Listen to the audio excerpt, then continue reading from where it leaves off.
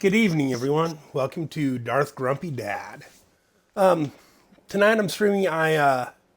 Playing Diablo 3, playing my monk again, dinking around with him, and I'm gonna go over some things I've been playing with the monk. Okay, I've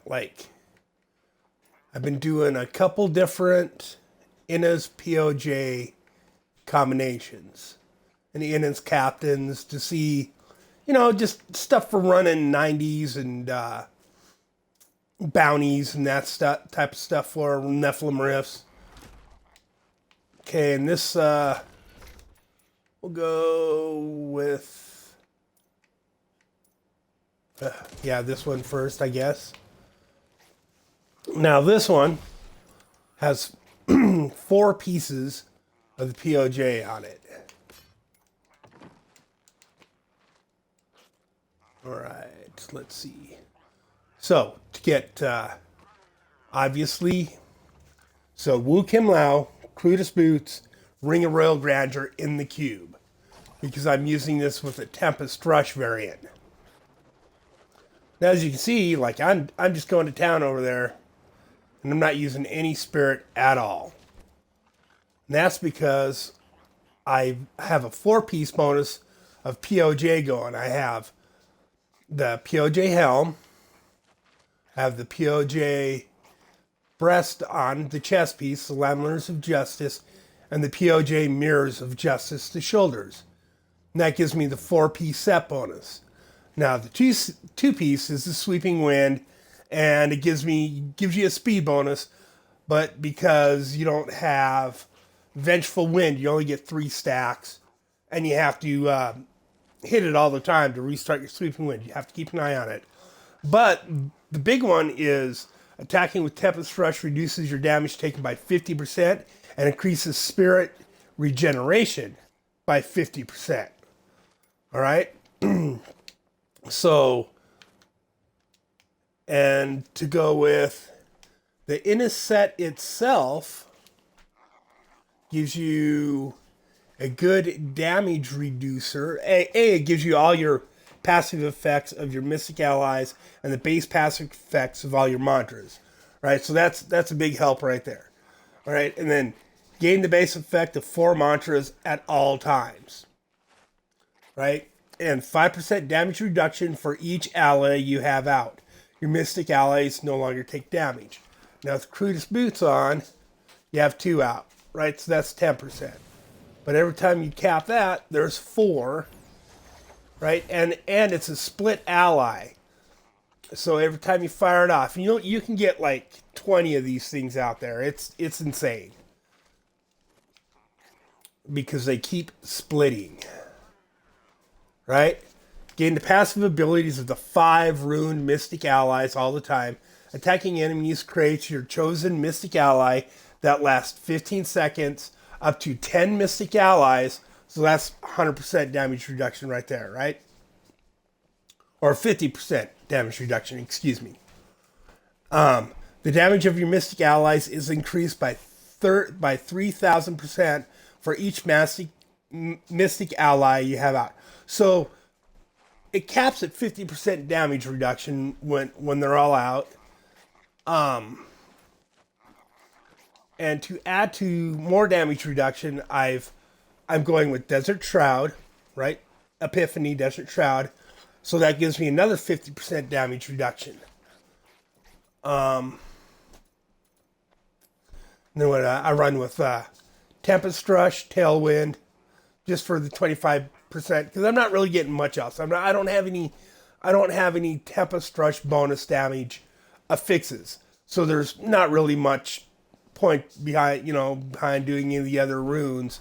I mean, whoops. Right? Can reduce the cost to 25, right? And that would be something to do with, like, I have running other ones where I only taken a two-piece set bonus. And that helps keep your Tempest Rush going, right? Flurry, that's for cold damage, and you get nothing. You have no cold damage on this. Doesn't do anything for you. Electric field, again, electric, and if you're wearing COE, if you can wear COE in, I guess for a pushing build, if you had, like I'm running with Traveler's Pledge and Compass Rose right now for the 50% damage reduction there, right? So, yeah, I want, so 50 for the PoJ, up to 50 for the Innis set, another 50% on that, and 50% damage reduction for Desert Trout. So it can be tanky. It can be kind of tanky. You know, if they're all hitting at once, if it's all your buffs are up and you've got 100% uptime on your skills. Now to help keep that, of course, got Beacon of Etar, 20% reduction of all cooldowns. And then I'm running Relentless Assault, 20% more damage to enemies that are blind, frozen, or stunned. In the cube, Wu Kim Lao is to activate Cyclone Strike. So I don't have to equip it. It just activates it. So I'm always hitting that Cyclone Strike and getting the Cyclone Strikes of Bindings of the Lesser Gods. Which the whole reason I started doing this is that primal dropped in gameplay for me the other day, and I'm like, think I'm gonna mess around with that in his build. I mean, I got a primal Bindings of the Lesser Gods, might as well. And I decided to go with the fire build because currently you still have the split fire allies give a 5-time bonus, and that changes at the end of this season. So then you'll get the same. It doesn't matter if you're running fire or water or electric or whatever you're running. You know, it'll all be the same damage. You won't get the big bonus of the fire allies because they believe they're overperforming. So they're doing away with that. But back to skills. Crudest Boots, that doubles my number of allies. Ring of Royal Grandeur, of course. And then I've got Determination. Each enemy within 12 yards increases your damage by 4% up to 20%. And Momentum, moving 25 yards. Since you're always moving with Tempest Rush, you're always moving. So you're always getting that 25-yard bonus for 6 seconds of 20%. Hold on a second. I need to make sure I'm showing it online. Here also in my menu. So if anyone wants to join me, probably not. It's late in the season. There probably isn't very many people on. So I'm just gonna show you how all these do. Now this build, I managed to do a 125 with it. And again, you can see like it's super easy to get all your pieces. I thought I'd seen something that wasn't. Yeah, it's super easy to get all your pieces, ancient, and then put a 125 augment on them with the soul shards. It's super easy thing this season because a soul shard with 3 ranks on it and you use it to augment with instead of one of your regular legendary gems that you normally put in your rings and such. It's an instant 125 rank, right? 625 intelligence. And it's pretty easy to run enough bounties, roughly 200 mats of all your different bounty mats and around 2,000 forgotten souls. And usually you can just come and upgrade a rare item, or not upgrade, reforge a legendary, and generally within 10 to 15 rolls, you're going to get an ancient, at least an ancient. And most of these you don't need, it's not that important that you get really specific rolls. It's kind of nice to have both your crits on the Innis. Of course, necklaces, it's always really hard to get something like this. Like you notice this one has intelligence on it instead of dexterity because I stole it from my wizard. Because it's hard to get a Traveler's Pledge with all those rolls on it, right? Where all you have to do is either roll your fire skill or put a socket on it. I mean, it's tough to get one that's even ancient. Anyways, but a lot of these other things are pretty easy to get ancient and primal on. My gems are kind of high. I guess I could pop them for some lower ones. I believe all of mine are well over 25. And show that it'll still run. It should run still a 90. We'll run a 90. Now we'll just keep it 90s for most of these to show how they roll. And we'll go with some lower ranked. Do I have any dupes? Should have some dupes of some of these. Okay, got a 33 of the Enforcer. Oh, I don't have a dupe Taeguk. Well, shoot. And I don't have... Huh. Thought I had doubles on most of these. I probably used them up earlier. In the trap. Well, I guess I'll just use my big ones then.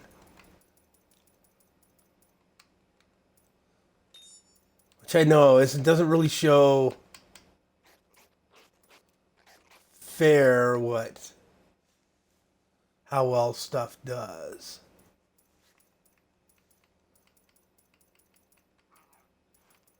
Oh, there it is.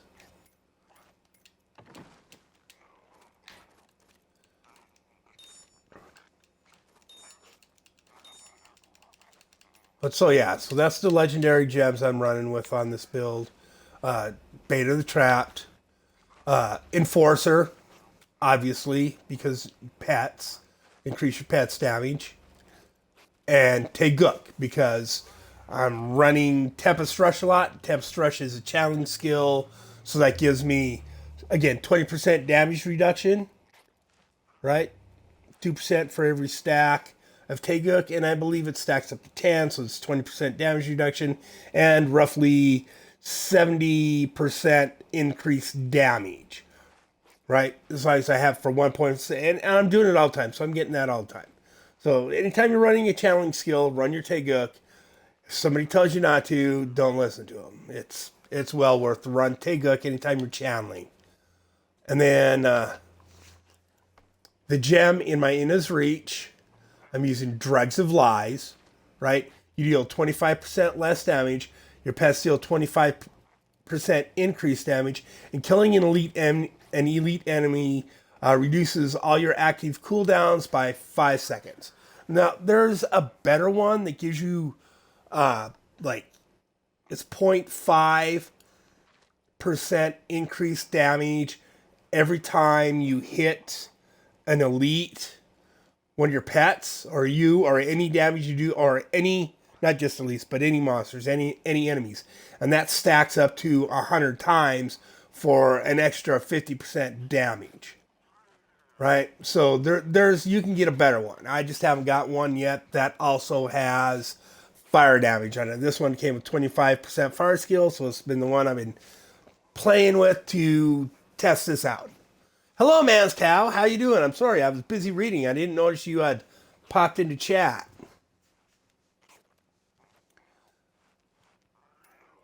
Okay, where was I going? And then, like I said, 3 pieces of PoJ for the 4-set bonus.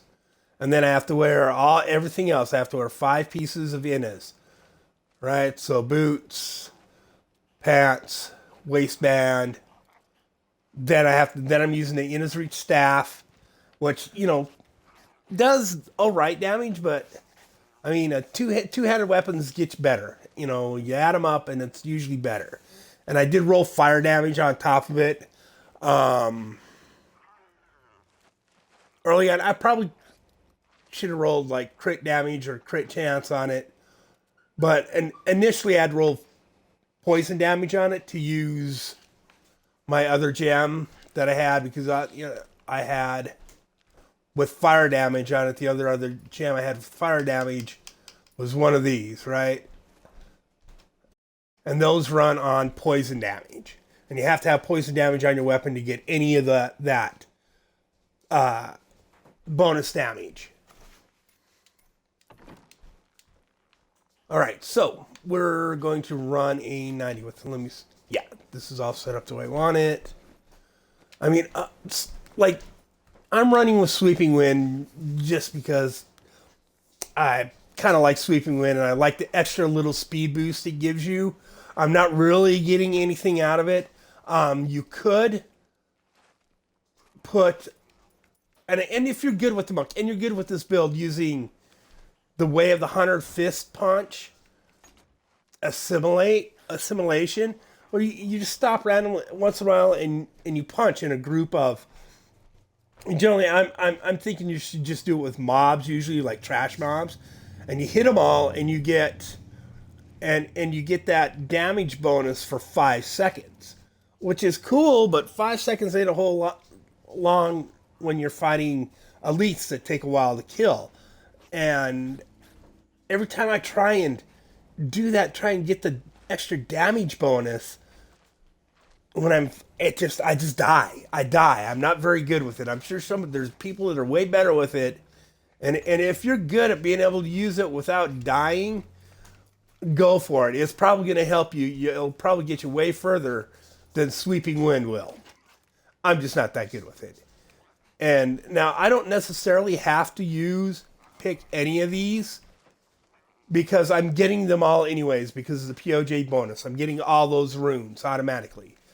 But I go with the Firestorm so that it procs a little more because it's fire damage, and that's what we're rolling. We're doing fire damage. I'm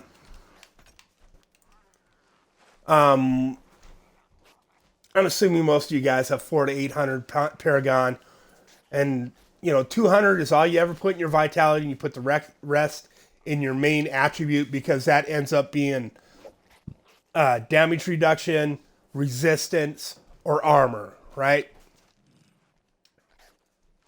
Whoops! Oh, I messed up. There we go.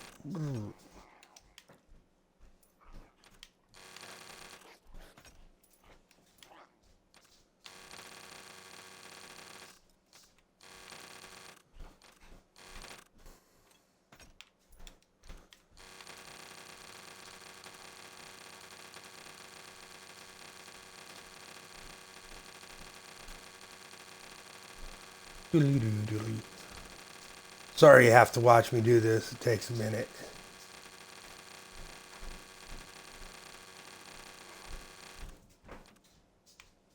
You know what? Actually, let's just assume you've got 800 Paragon. Or no Paragon yet. Yeah. Which you should by the time you get a full set of armor, you should have at least 100 Paragon. All right, there we go. We'll take all the Paragon out. That'll help. That'll help make it more fair as to what it would be. And I don't feel like duping my gems right now to get legendary gems that are only 25 to run this. God, and I need a... But, okay, let's see. Do a 90s. Was there anything else? No. I think that should do it. Oh, other gear. Yeah, like I said. Traveler's Pledge, Compass Rose, because you get 50% damage reduction on your endless walk, right? While moving, damage taken is reduced by 50%. And you're moving all the time, so it's a 50% damage reduction. And then I have Obsidian Ring of the Zodiac, right? Reduce the remaining cooldown of one of your skills by 1 second when you hit with a resource spending attack. Which doesn't cost anything to cast your Mystic Ally. Costs to launch your Sweeping Winds, so anytime you hit with that, that's a resource spending attack, right? And of course, Sweeping Wind is a resource spending attack. You just get so much extra because of the PoJ bonus that you don't see it move a whole lot. So that helps with all the cooldowns, right? So that the more often you're launching your Mystic Allies, the more damage you're getting, right? The more often you can do that, the faster you stack your damage. So I have the Obsidian Ring of the Zodiac to help with those cooldowns. Anything else I'm forgetting for that? For cooldowns? No. Okay, so 90.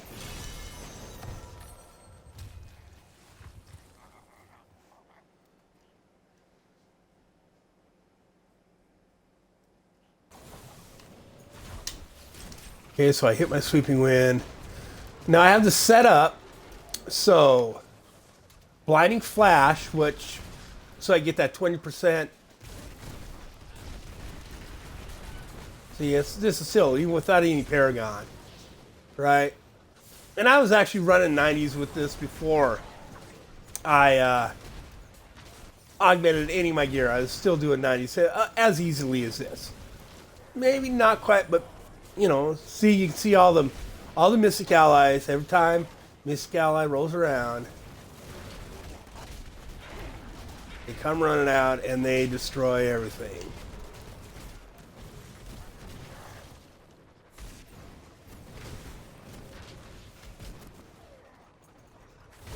See, I'm actually kind of killing shit too easy. I'm not getting that many hits with my getting one hit with my Tempest Rush to activate the Cyclone Strike, and then everything's dead.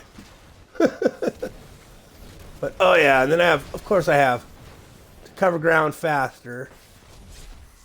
I have Dashing Strike on. Yeah, whoop.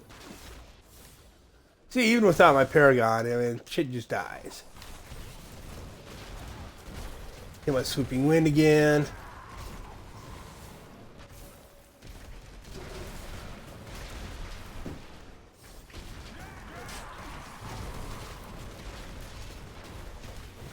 And I'm sure next season I'll put another one of these together and use the Water Ally, because the Water Allies they just keep going and flash attacks for like 7 seconds. They're all rolling around, splashing everything. They're pretty devastating too. And this is pretty fast running bounties too. Now,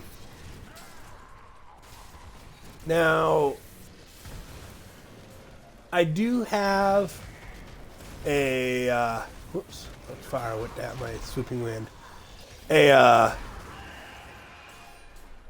Oculus Ring on my follower, but it's unlike 125s, 135s, where it takes a while to kill the elites. You sometimes actually get to stand in that Oculus Ring. But if you're doing just doing 90s like this, and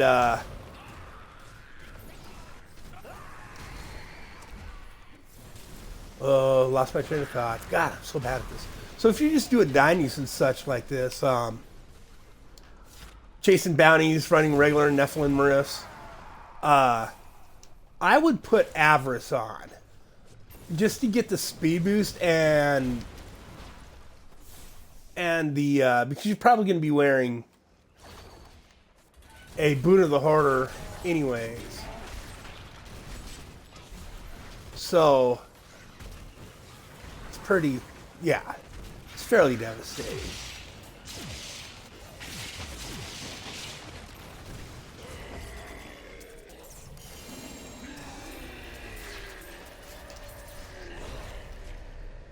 Oh, don't.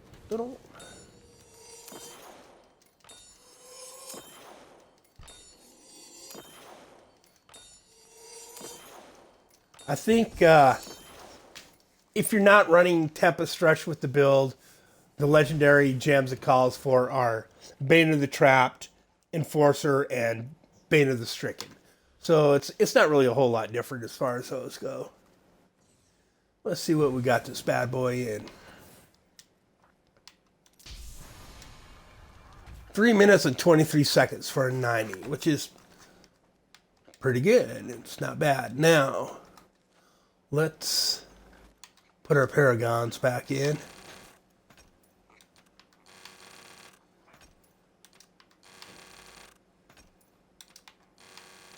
And we'll jump into a 120.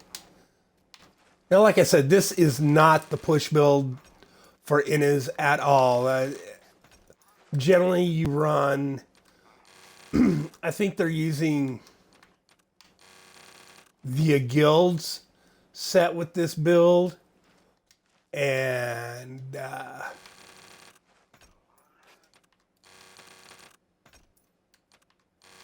Squirt's necklace and COE conversion of convention of elements. So you get that really badass fire cycle, right? With 200% extra fire damage.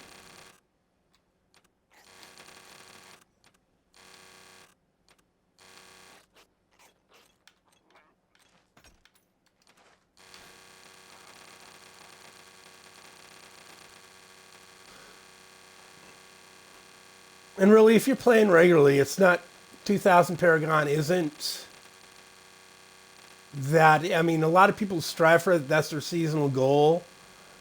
But it's really not that hard to get if you're playing 120s the whole time. If you're playing like this build where the proper Inabs build can run 120s all day long, right? The Firebird Wizard can run 120s out of the box, right? With nothing augmented, with like level 40 legendary gems. It's that powerful on console. Okay, now let's. It's a 90.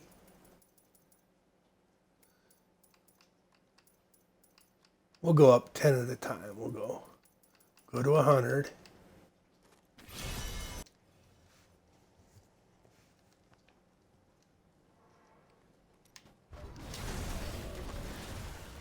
And then I'll get to those other two builds, the other builds I got. And it really is more of a running 90s and such.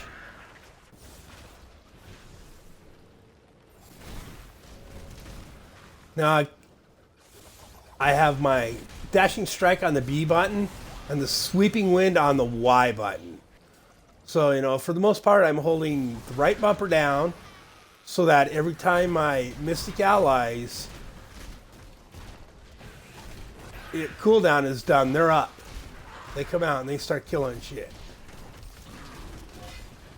And you're getting a good crowd of people, and it's up a lot. It's like they're up constantly. See, look at that.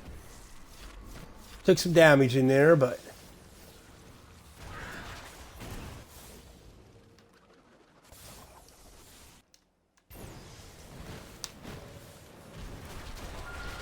and like I said, I'm holding A down, so every time my Epiphany is up, it's up, right? Should get that Nephilim's glory. It'll by holding the A button down, and if you watch the Epiphany over there, it's the very first one under the health bar. Every time the cooldown is done, it will automatically fire again because I'm holding the A. And the same with the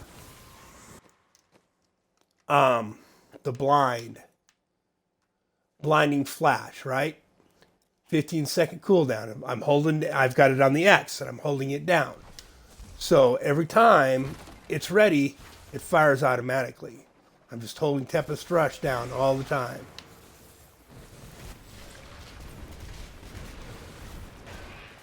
Oh, yeah. Excuse me. Sucked them all right into that crit hit circle that my follower puts down.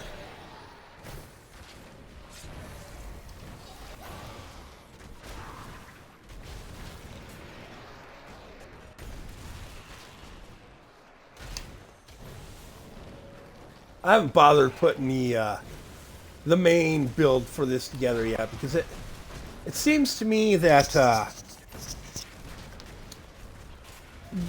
this build is a little squishy, right? And same with the PoJ build. It's a little squishy.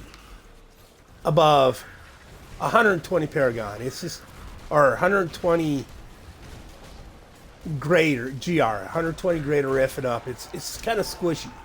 It doesn't perform for me as well as the Firebirds does. That build is a tank. It's just phenomenal. But I really like the Monk. I enjoy the Monk play style, especially anything to do with this PoJ. When the game first came out, I really did not like the Tempest Rush because it used up way too much spirit. You were constantly out of spirit. And then whatever you were running in concert, your spirit generators, you were back and forth between that and those buttons constantly. And it annoyed me. And then I found the PoJ. I actually avoided the build for a while. I'm like, oh, it's Tempest Rush, da da da. And then I realized, hey, dummy, that's got a great spirit reduction and spirit gen built into the build, right? And then it became my favorite Monk build because it's just so smooth. You just float around all the time. You just soul around, killing shit.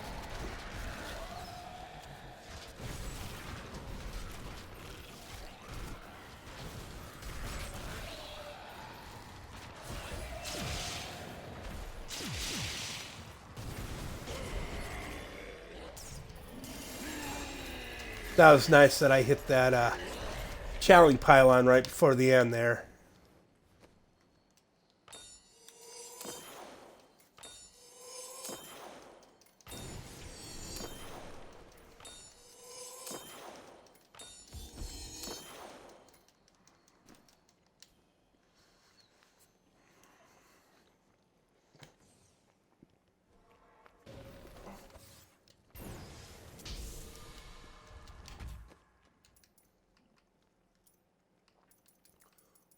So we'll bump it up to a 110.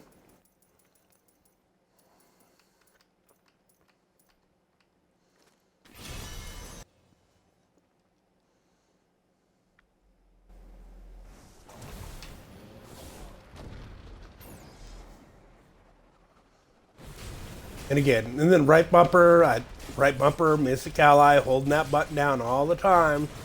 So as soon as it comes up, see, they fire. Boom, boom, boom. They go do their thing. And you can see the cooldowns are now actually cooling down faster because it's taking 2-3 hits. Like every monster I'm hitting my Tempest Rush with a couple of times. So you can see them cooldowns are just zinging now. So at about 110, you're getting 100% uptime on your Epiphany, which is the 50% damage reduction, right?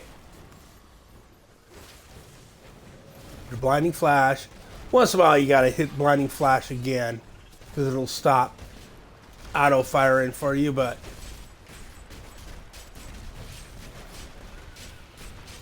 maybe my buttons are wearing out too, I'm not sure. And then Sweeping Wind. Dashing Strike, Sweeping Wind is on Y, Dashing Strike is on B. So I just have to roll my thumb over, and hit Y and B at the same time to move to the next group of monsters I want to hit, right? It's pretty quick. And that's why I have like Quicksilver for my Dashing Strike instead of any of the other ones, because I get 3 Dashing Strikes then, right?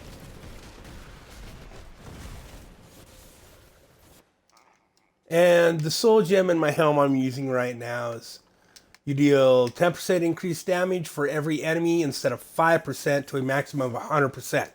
So it gives me 100% damage. Well, there's 3 or more enemies basically, right? 5%, 10 guys, whatever. It gives me up to 100% damage, right? It makes me a little bit weaker, right? You deal 15% reduced damage while you have 3 or fewer enemies within 25 yards.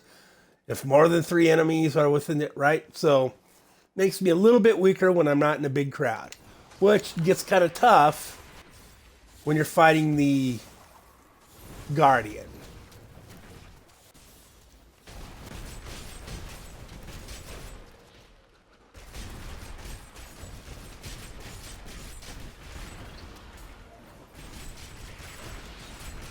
And not having the COE in the build also.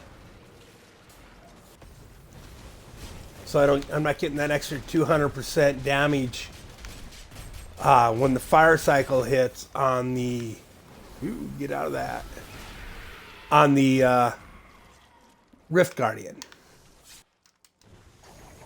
Which is a big deal, you know, when you get, it's huge. It just clobbers.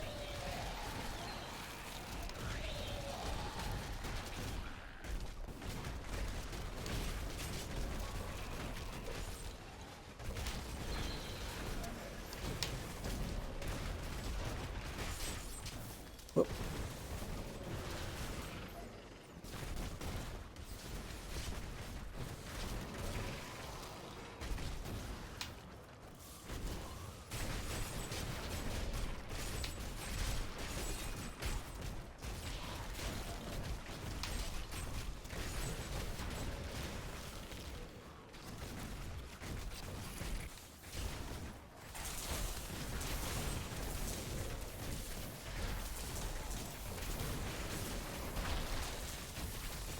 Now, I'm sure other people have thought of these build combinations. I'm positive I'm not the only guy out there who's running a video about the different combos you can do with Innas and PoJ, and or I know there's also an Innas Raminets build where the it's a speed build. It's a speed farm build. Then you use Epiphany. You get Epiphany going, and then you lay on the strike button, and you just teleport from guy to guy to guy to guy to guy, and it's really it's super fast, but it's also like, whoops, which way do I do? Yep, it's also like driving a drunken Sonic the Hedgehog, right? You got no clue where you're going and which direction you're going to go in most of the time.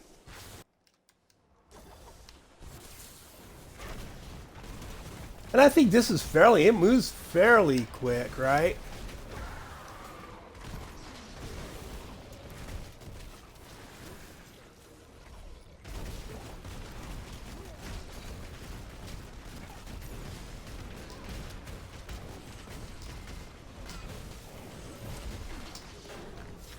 There we go.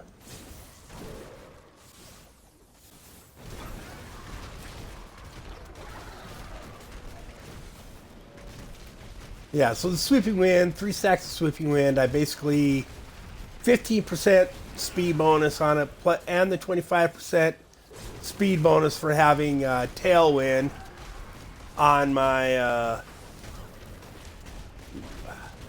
sorry, seen the power pylon there and lost my train of thought.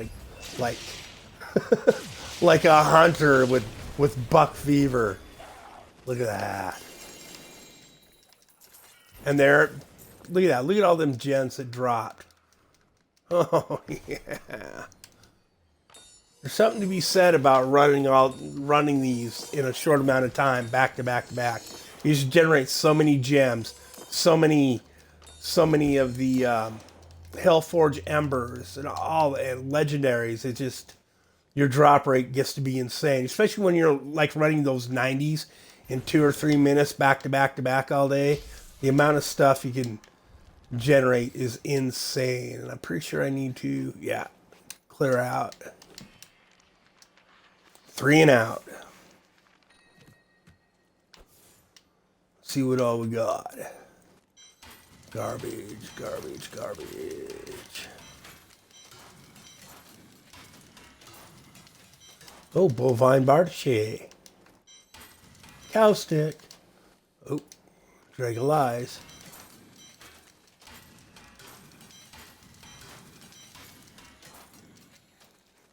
Shard of Hatred, I got plenty of those. And then, as you notice, the soul shards, when you salvage them, it gives you gems. Whoops, don't do that. We will look really quick. Right now, that. It's usually a larger gem that. Probably those amethysts.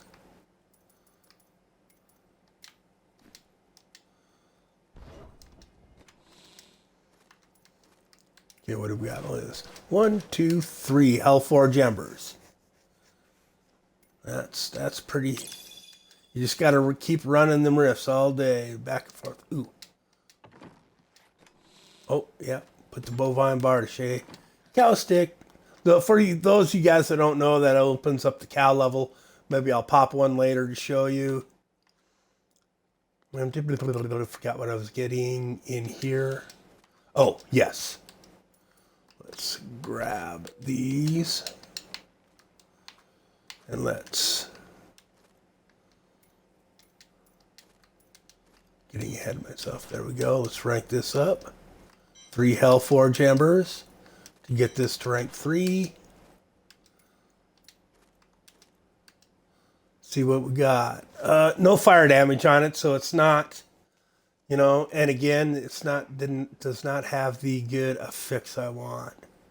So it doesn't have fire, but it's got 10% damage, straight damage, which isn't bad for if I didn't have a, now if I didn't have a specific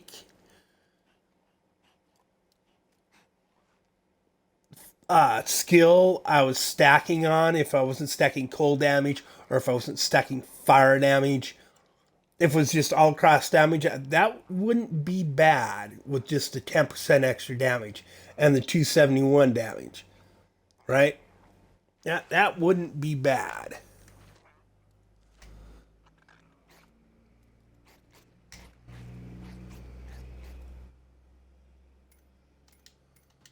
But it doesn't. But anyways, I'll save that for now. Oh, yeah. Put those away. Put that away. Excuse me. Save it for now in case I find something else I want to augment, right? Put my gems away. Yeah, put my regular gems away. Okay, so... yeah. I have all diamonds and everything right now. Just to get that extra toughness, because the monk is kind of squishy. Sometimes. So...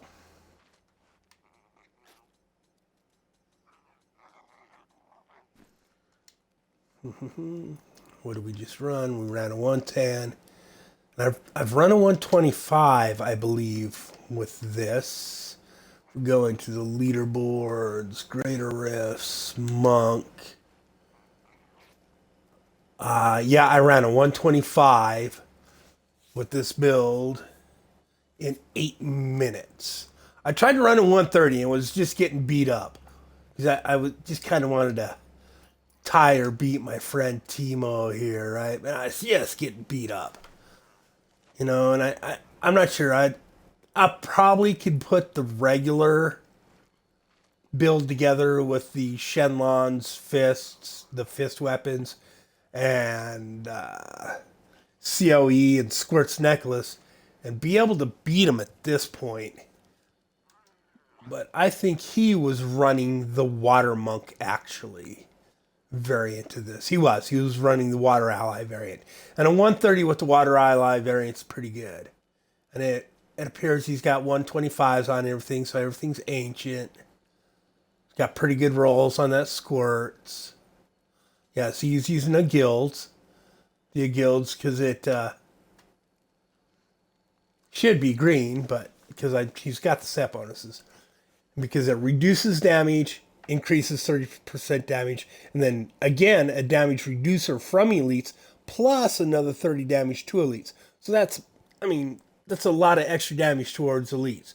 So your overall damage output is an extra 30% and another 30% to, so that's like 60% extra damage to elites when you're fighting them, or 30%, you know what I'm saying? They kind of add, not specifically towards elites, but it gets you there. And Engiam. He's got Primal Engiam. That's a nice weapon. Running cold damage on it because this is a water build. And Echoing Fury. He's wearing the crudest boots. I've got those in my cube. Right, focus and restraint. Because I'm sure in his skills he's running assimilation. Yeah, Way of the Hunter Fist is because that's a damage multiplier. And I'm just not very good with it, man. I don't like it. So I'm sure I'll get good with it sooner or later and be able to. And then they have to have Cyclone Strike actually equipped to be able to fire Cyclone Strike to get the 200% bonus. Oh, there it is, from the Binding of the Lesser Gods. See, I think, and really, you could run Engiam. You could run your Engiam and your Echoing Fury, right? But put Wu Kim Lao. Instead of worrying about doubling your attack speed, I mean, which is, I guess, having all your minions attacking faster, twice as fast. But you could put Wu Kim Lao in there and run Tempest Rush instead of one of these. And then yeah, instead of Cyclone Strike.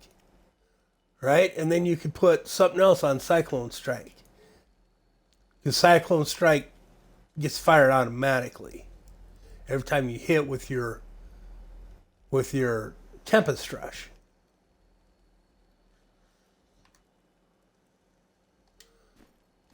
I don't know. Maybe I'll try it later.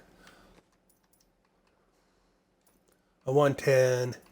See if we can get this 120 in a decent time. Blah, blah, blah. I just tend to talk too much.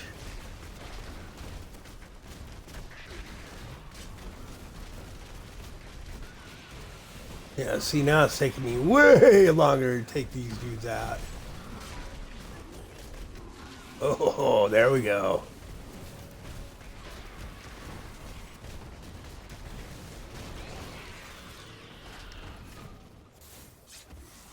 See what's up here? Nothing. That's cleared out.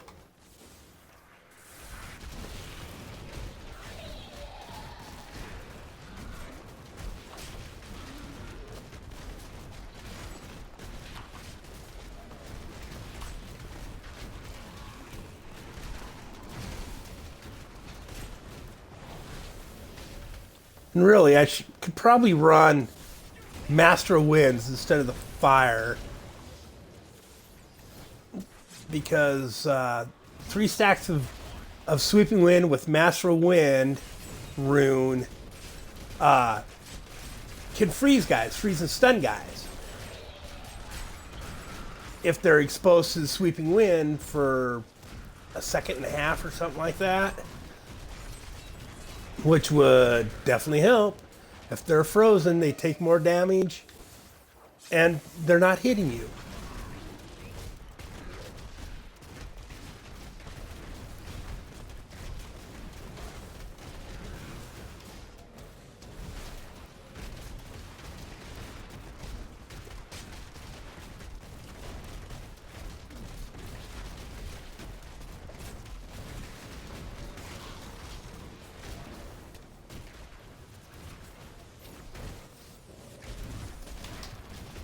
Shield pylon. And obviously Nemesis bracers on the follower.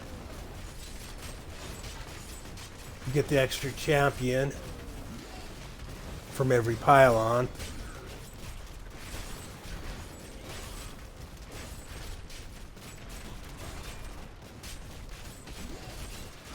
Shielding bastards.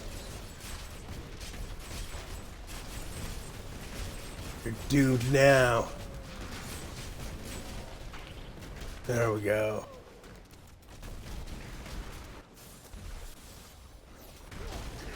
Oh, another mob.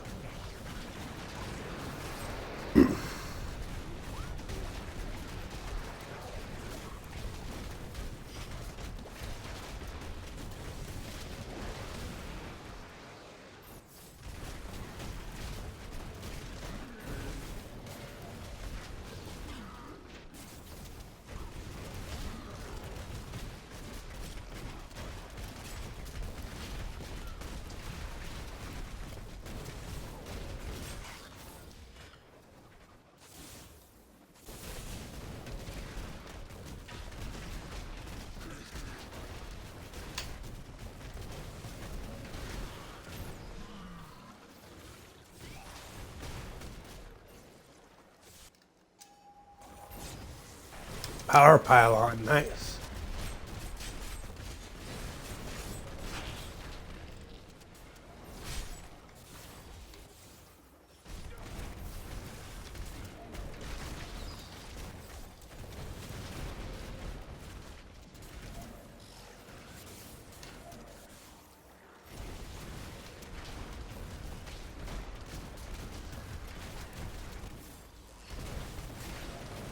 Get that. Nephilim's glory. Oh!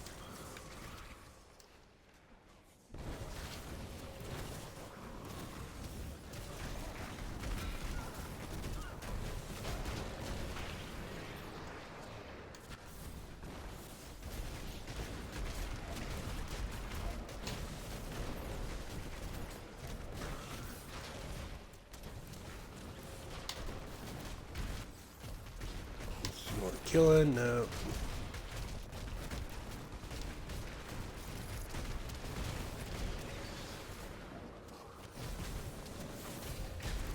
Oops, open the door, dummy.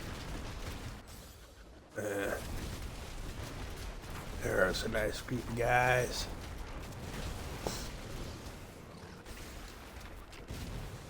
Ooh. Channeling pylon.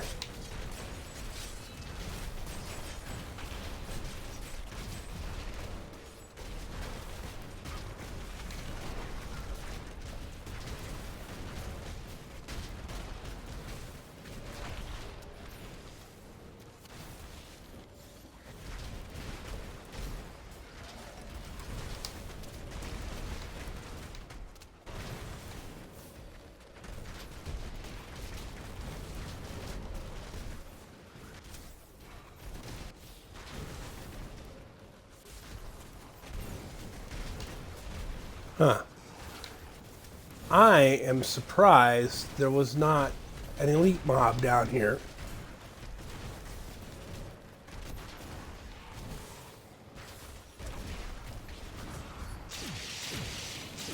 Oh.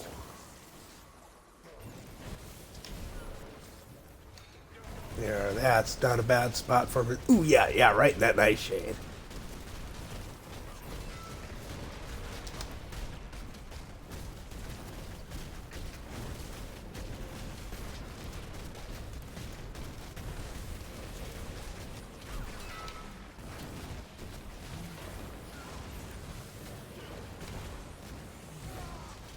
Oh.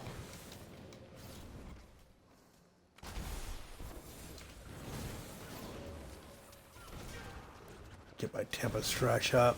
There we go, 10 stacks.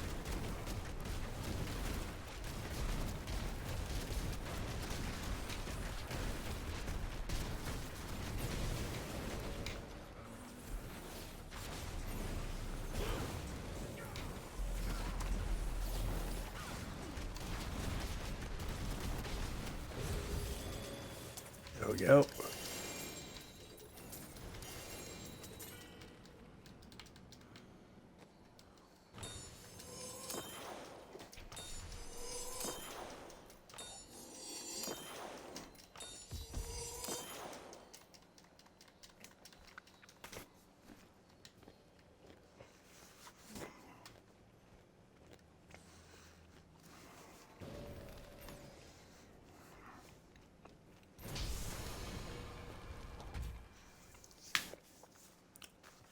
Six minutes and 50 seconds.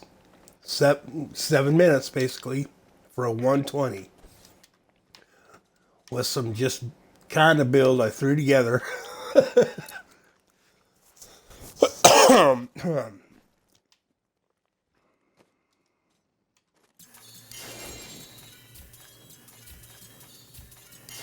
tend to gamble for necklaces a lot because they're the most expensive thing and you can use up them blood shards faster. And I always pick them up and I always gamble with them because you can get legendaries. Sometimes I've gotten primals, usable primals from her. It's pretty freaking rare, but I've gotten them. But then all the crafting materials, see? I get all these veiled crystal every time I gamble. And if you're running low on them, you're having a hard time generating them. I mean, just gamble. Gamble all the time. You get a bunch of yellows and some blues, and that'll help generate veiled crystal and arcane dust for crafting materials for at the blacksmith and for at the cube, like upgrade rare items. And that's all. That's all it is those crafting mats that you get from salvaging, death breath that you get from killing elite monsters, reusable parts that you get from salvaging the white items that drop from all the little weapons racks on every stage. If you're other than in a greater rift, in regular Nephilim rifts and bounties and all that, all the weapon racks have the little weapons, and each one of those is worth like 9 reusable parts, and it's the only place you can get them, unless you want to convert reusable parts or arcane dust or veiled crystal. But if you don't have that much of any of those, it's not going to matter that you can turn 100 veiled crystal into 100 usable parts or 100 arcane dust if you don't have any. So you have to pick up all that stuff and salvage it. And veiled crystal, you go through a lot of reusable parts. When you're upgrading rares, you go through a lot of reusable parts. So, and that's a good way to get the pieces you need for sets and various set items, is to gamble for what you need. If it's a set of bracers, you gamble for those bracers at Cadella, and then you upgrade them from all the rares to legendary at the cube to raise your chances of getting that stuff. Right? Of getting that legendary you need. What am I going to do? Still carrying 4 items. Oh, picked up a Paragon. Nifty. Now, if you can run 120s like that all day long, even, if it takes you a little bit longer to get them done,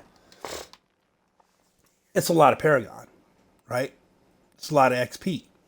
So if you can run those in 6 minutes, right, it's well worth doing it, right? But if you can run 3-minute 90s, 2 and 3-minute 90s all day long, you can generate as much XP as you can running, a greater rift in 15 minutes. You can generate as much XP by running a rift that you can run in 5 minutes, right? Back to back to back. Because you can get 3 of those done in the same amount of time it takes you to do one 15-minute greater rift. And throughout the day, you just generate more. You generate more legendary item drops, and you generate more XP. So with that in mind, like, that build is pretty lickety split for running 90s. Why is this not saved? What skills? And like I said, I wanted to change this from Firestorm to Master of Winds, because then I can freeze guys while your vortex is 3 or more stacks. Enemies damaged sweeping wind for 3 consecutive seconds are frozen for 2 seconds. So those harder to kill things, you can freeze them and do more damage to them, right? Because of determination. Yeah. Oh, there we go. Relentless assault.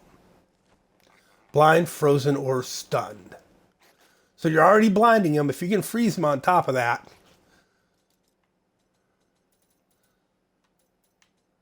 Okay, so.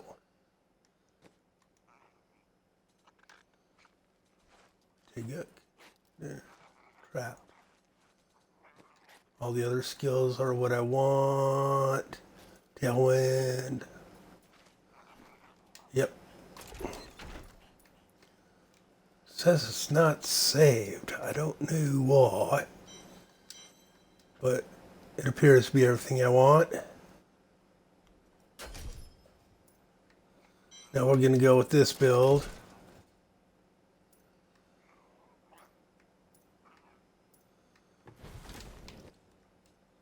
So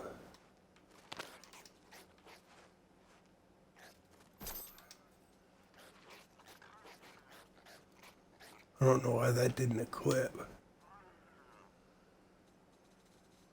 Oh, because I only need 2 pieces of the PoJ, not 3 for this build, for this particular build.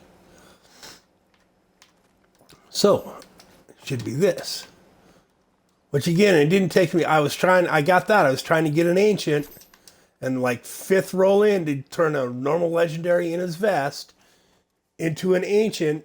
Well, probably 10th or 12th roll in, it came back primal. So it's well worth it to do that shit. Whoops. Grab my gems.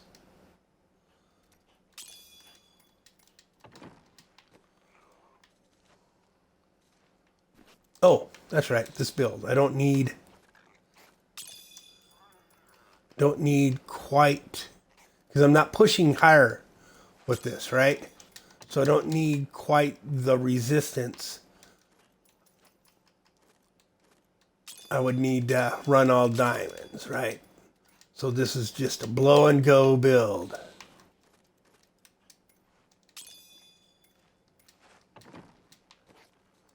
Right. Oh, put that belt on. See, I got better gear since the last time I used this. More than likely is my guess. Save this.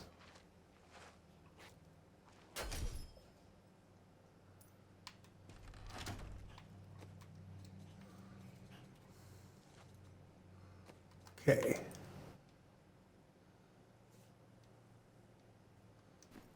Okay.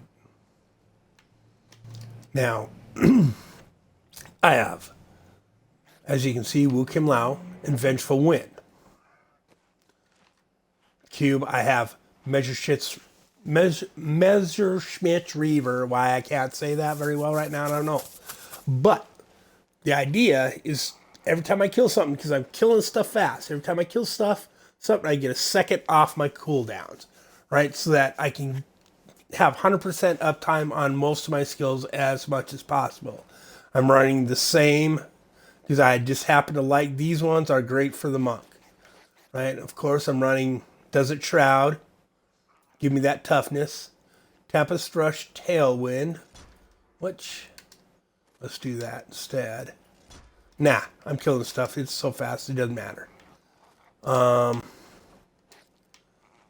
course, Blinding Flash, Blinding Faith, A and X, right? So I'm holding those 2 down and the right trigger all the time. Sweeping Wind is a hit it and forget it. And I don't even have anything set on that. It's just no runes. Because I'm killing stuff so fast I don't need to worry about freezing it. Right? Again, Dashing Strike, Quicksilver, and my Mystic Ally, Fire Allies.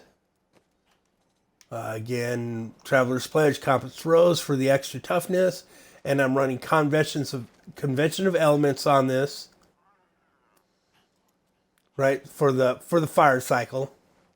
I could also run Obsidian, because I am hitting some things with the Tempest Rush, which would take some more time off my cooldowns, but I'm killing stuff so fast it doesn't matter. And I don't think I need Kirsho's Soul. I run with it when I'm running with my grandson, because he kind of wanders off sometimes. So we will put on the Crudest Boots.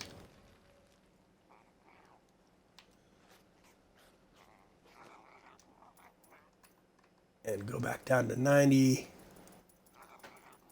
Like I said, you don't need the Crudest Boots when you're just running bounties and T16 riffs. What am I doing? Oh yeah, went down too far. Right? And again, holding A and X and right bumper, right trigger down at the same time. Hit sweeping wind to get it going.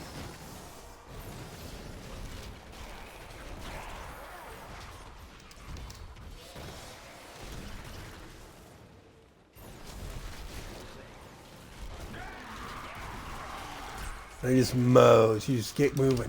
I've got 9 stacks of sweeping wind so far. 11. There we go. 13 stacks. Now as you can see, I'm moving around pretty good. Every time I dash strike, like I said before, I hit my sweeping wind. So if it's getting low and I haven't hit anything, I can keep it going. Because once it's up, all you have to do is hit it again to keep it at 13. You just hit sweeping wind to keep it at 13. So I hit it when I hit my dashing strike to make sure it stays up once I get it to 13.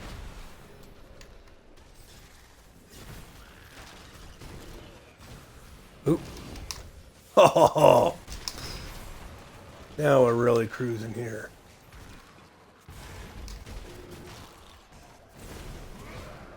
So every time something dies, you can see my cooldowns are just going.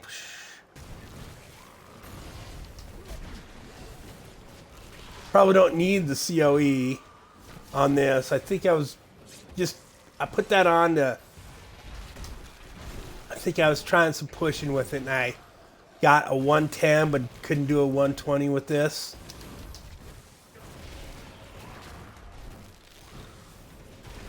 Like I said, if you're just running 90s back to back to back because you're farming legendaries, you're farming soul shards and Hellforge embers and Ramadali ding dongs, right?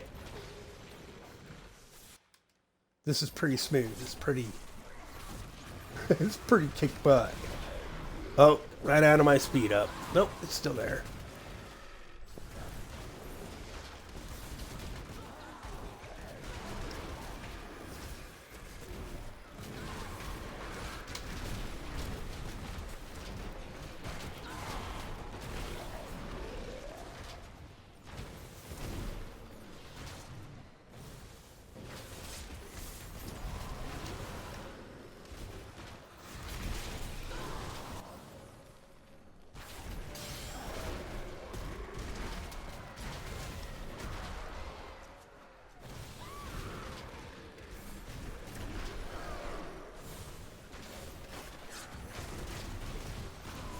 Like so, it's just 2 pieces of PoJ. I've got the hood and the shoulders, right? Wearing the bindings of the lesser gods.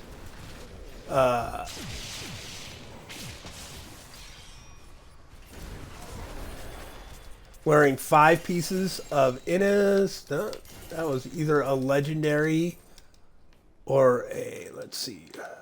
Yeah, another Hellforge Ember. And if you're just, all you're doing is leveling lower gens, because I just, like my wizard, I just augmented everything with 145s or 146. So I got a whole bunch of these again, and I'm leveling them up. And although, you know, the wizard is pretty fast, it's just 90s go a little quicker, and this bad girl flies. So, oh, I forgot to see how fast that was. Well, I know. We'll run another one.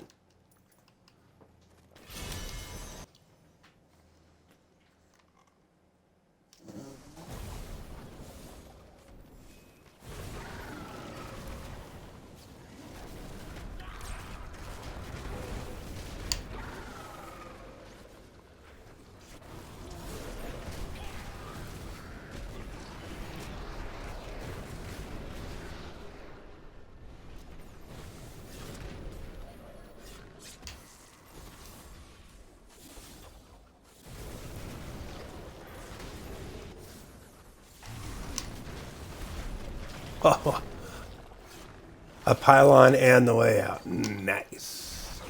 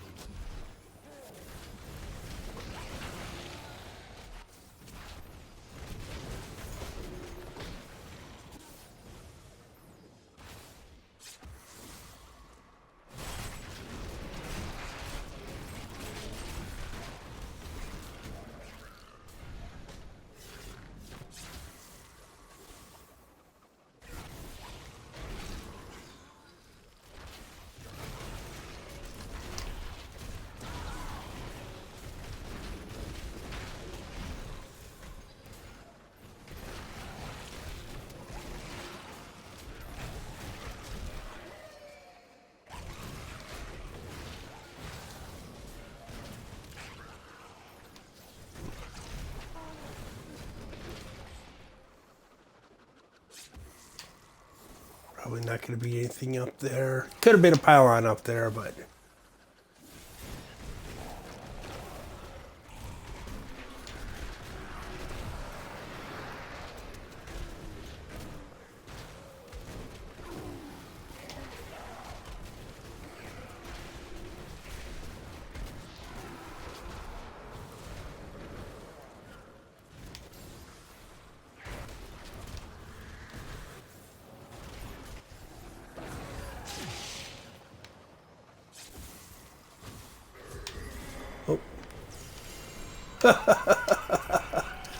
I killed him with that dashing strike, totally.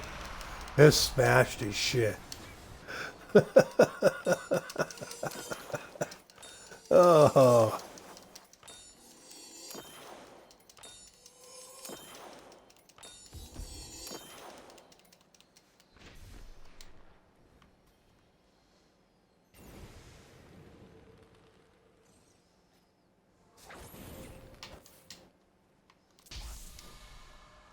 Two minutes and 21 seconds. That's cooking them. Now, let's identify and clear out. And then we'll run some bounties with this. Now, you guys have seen me running bounties with the PoJ, straight PoJ build a couple of times. And it's pretty smooth and pretty fast, too.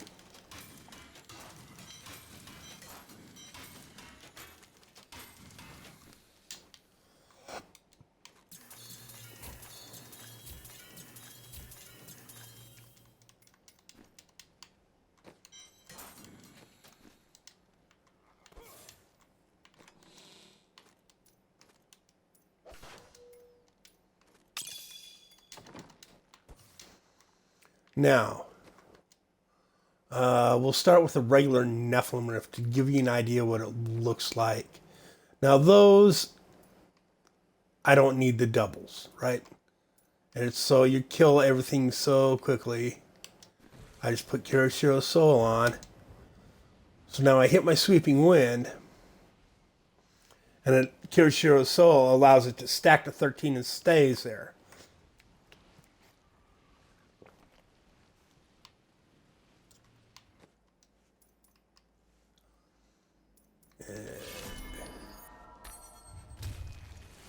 We'll just go.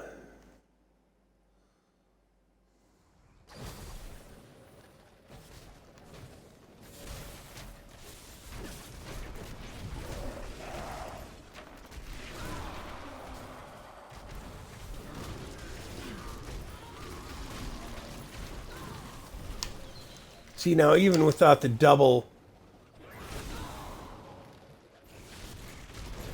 Mystic Allies Kudos Boost gives you, you're still killing stuff pretty quickly in here. And I'm serious, you kill it too quickly to keep your Sweeping Wind up.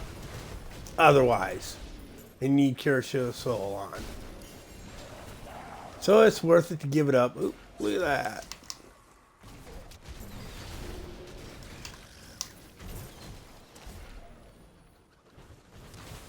I probably don't need the soul shard in my helm so much either. I mean, I could probably put a green gem in and put Boon of the Hoarder on, and give up probably Bane of the Trapped. I'd have to give up Bane of the Trapped, and have a Nemesis coming. And turn this into a gold farming build. And if I put a green gem in my helm, it would help with the gold farming, and because I have Broken Crown on my follower, it would give me double gem drops. And I say that all the time, every time I do this, and I hope people take me up on that advice, because farming gems and gold is a big deal early in the game. Like, I'm so far into the game now, it's the season... it's not quite as much a big deal, but if I want to be empowering rifts, it's a big deal.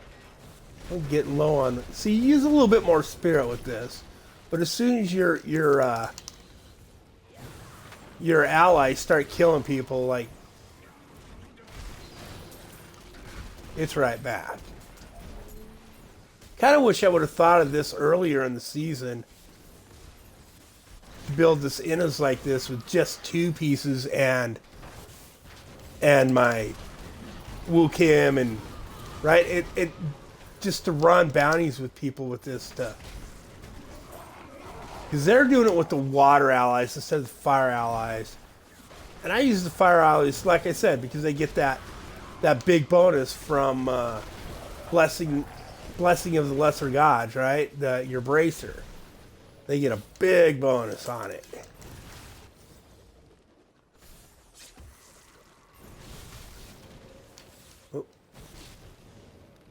Oh, come on. What you have to get everyone? I got lost for a second, man.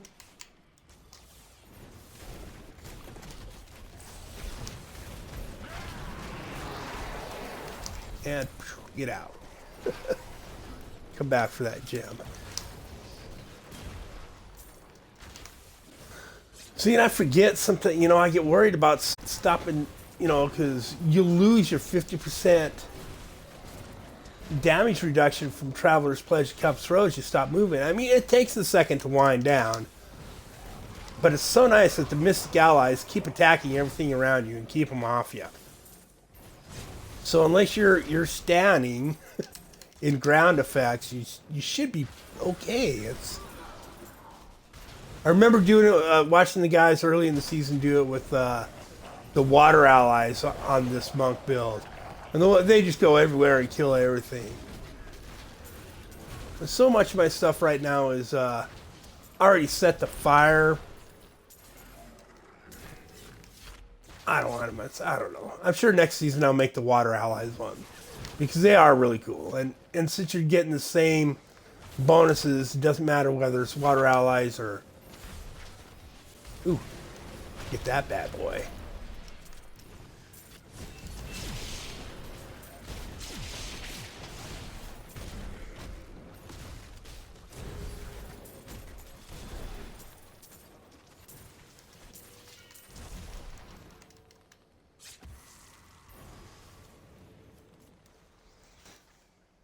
I'll probably go with that because they are a little bit more efficient about clearing stuff than the fire allies are. And I don't know how fast that was, but it couldn't be in, more than a couple minutes to run Nephilim Rifts. So if you're farming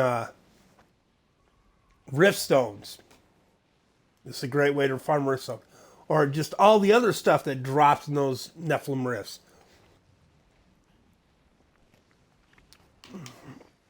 Let's see.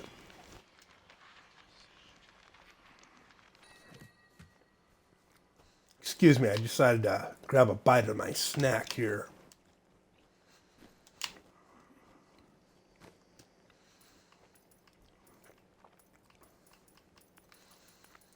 So, got 6 legendaries, 3, 4, 5 legendaries, 2 soul gems,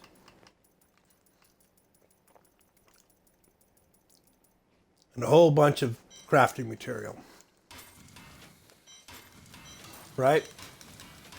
So if you're farming, if you want to farm your mats, your crafting mats, your regular ones, that's running Nephies in 2 minutes is the way to go. And I didn't really stop and open that many chests or anything like that along the way either. Because if I would have, I'm sure I would have got more legendaries. I would have got way more stuff. And as fast as this moves, just like with the PoJ, it's pretty smooth. You can run up, grab your stuff, and go. Right? And then you get a 25% boost on top of that with Tailwind on that build. Okay, so let's see. We are at recording time 1 hour and 22 minutes. So 22 minutes. Let's start running some bounties, see how long it gets us to get around to bounties done. Now, I know there's faster builds for this, but like I said, it's like it's like driving a drunken Sonic the Hedgehog. You're just bouncing everywhere. Which is fast, but, I mean, if on top of that... Oh, I'm holding too many buttons down again, aren't I?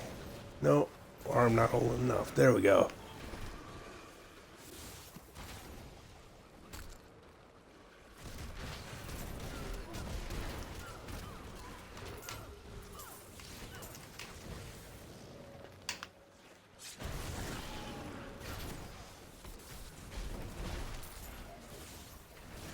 Kind of depends on some monster density too, because your guys need to be killing monsters to help keep your spirit up. You'd be hitting guys with that Tempest Rush.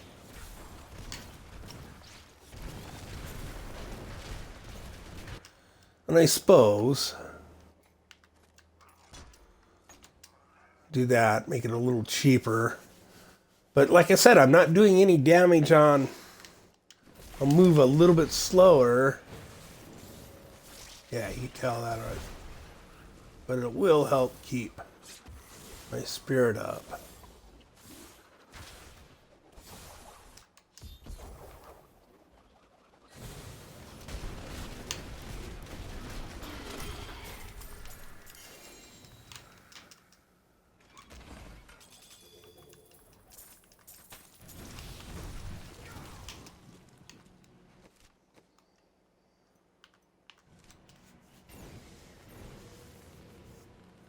Not really picking a whole lot up on these because I'm just going. Let's see. Enter Cave Moon Clan. Kill everyone on level 2. And this is with, yeah. Oh, sweet. It's right here.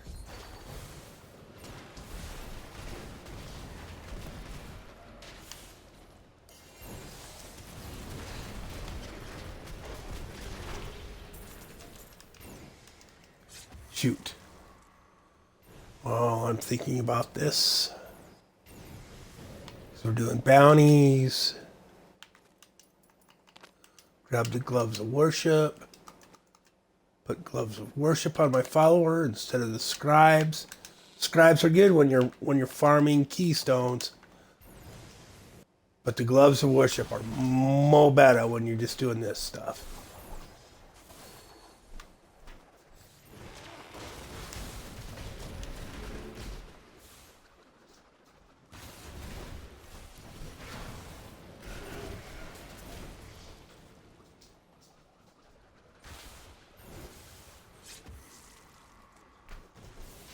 Where the fuck are all the monsters?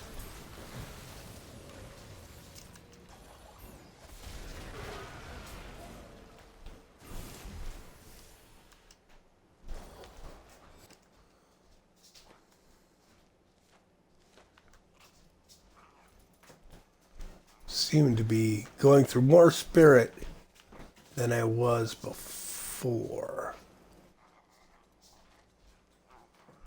Not sure why. Oh well.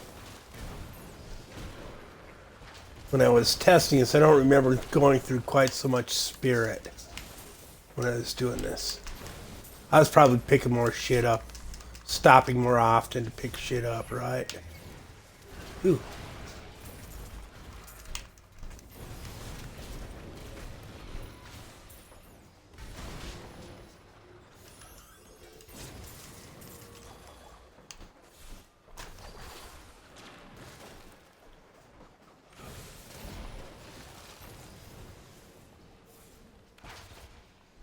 Guess as fast as I'm running, I don't need to hold.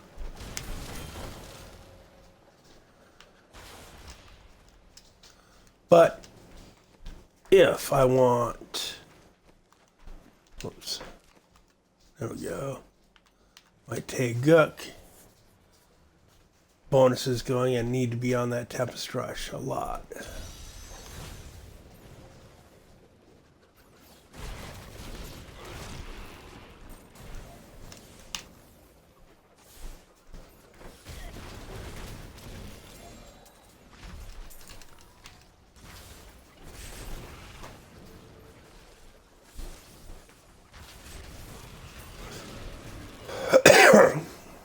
Excuse me.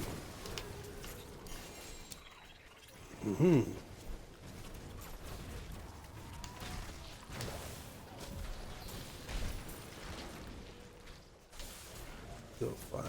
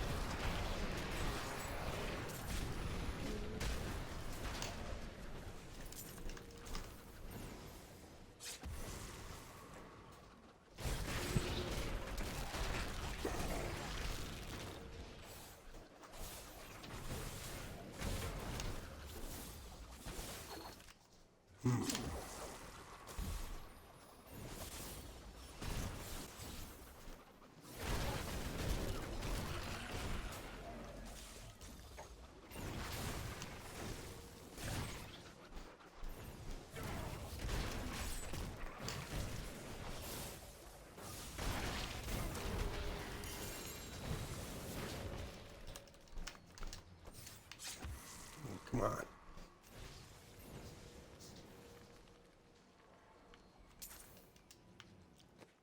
Okay, and also, I guess,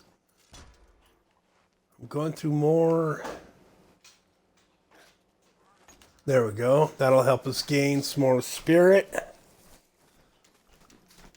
Although it's already, you know, I'm getting it, but I want it proccing more. I want it proccing all the time.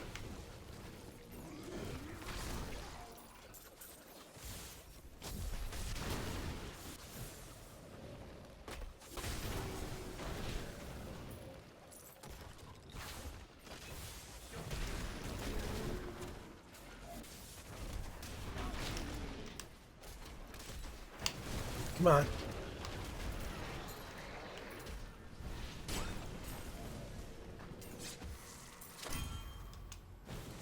There we go. Is that bounty?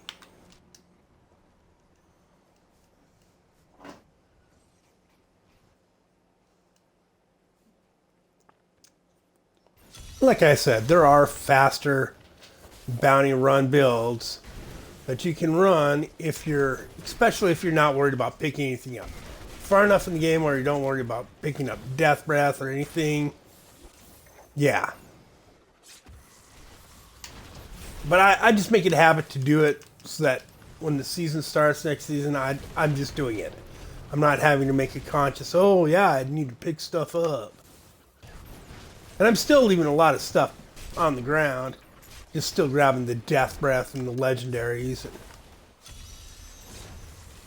Okay, let's see. Ooh, is this 100? Kill 100 enemies. Let's see how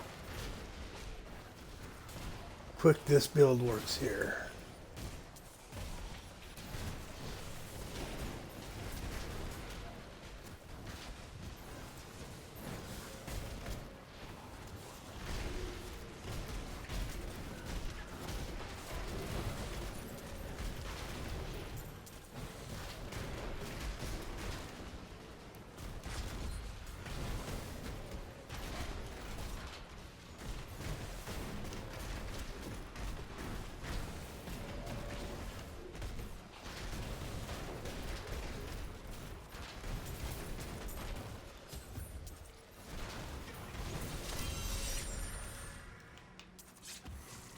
$198.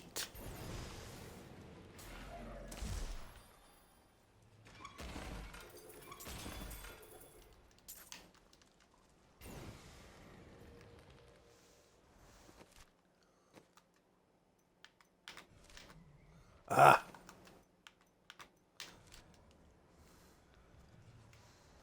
So a little over 10 minutes for one round here.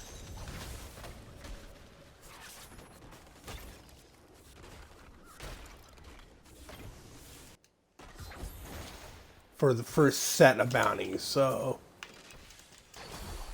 depending on how quick the other ones go.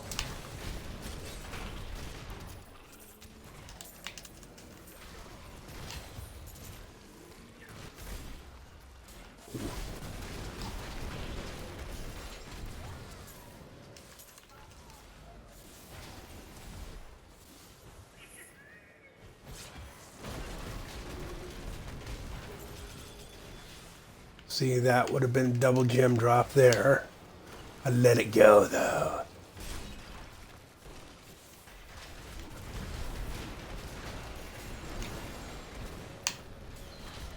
Whoop. Damn it, left that gem back there, too.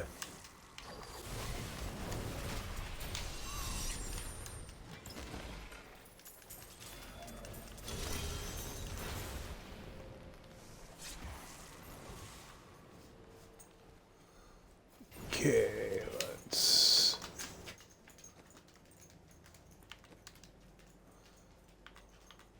I usually do 5... I normally do bounties acts 5 and 4 first because I find them two to be the most irritating. Some people it's act 3. I don't mind act 3 so much. But 4 and 5 are my pet peeves. Like this, because this, I hate this tile set.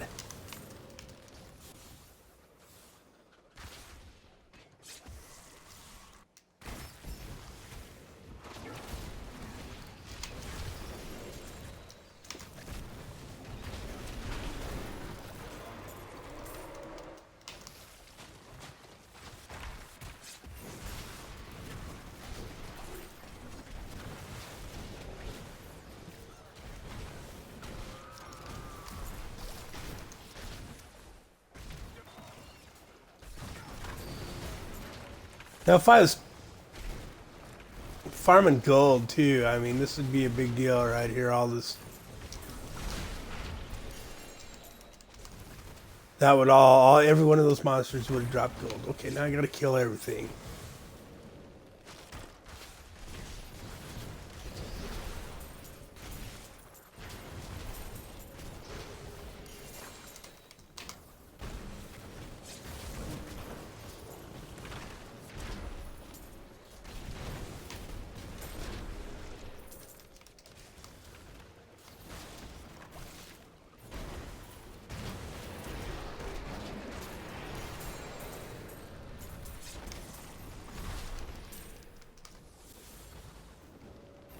Eight more to go. Oh, that was rude.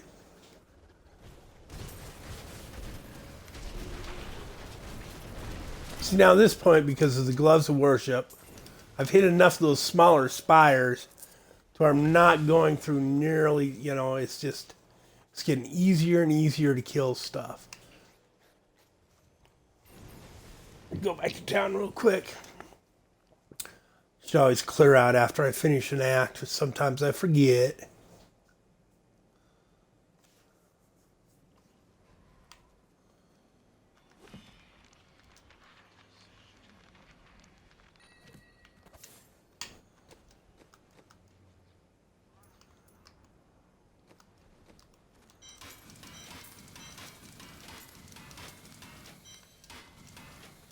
See, some rubies on that one. I remembered to actually look. So it's only Imperial or Marquis is all they dole out.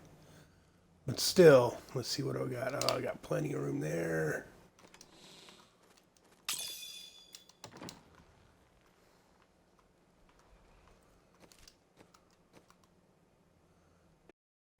Let's go battlefields up here.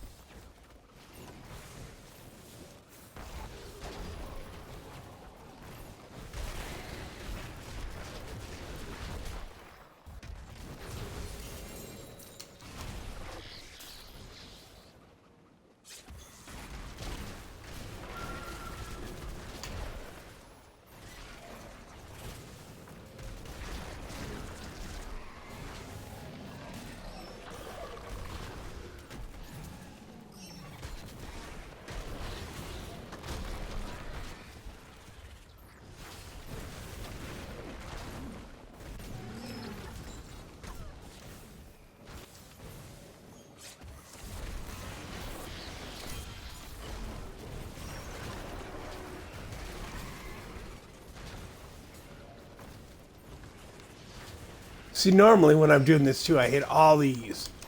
All those. Get all those little weapons. Because it's a good idea.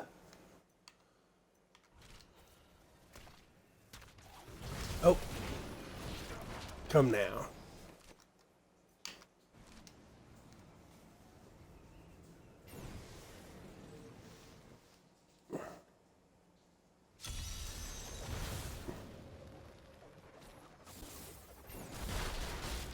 Again, if you're well, hello kiddo, how you doing? Holy cow.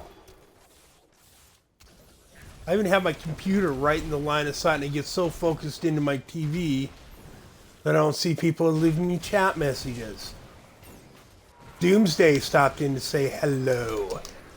I don't know why I'm telling people this, nobody watches this but me and my kids anyway. I'm just...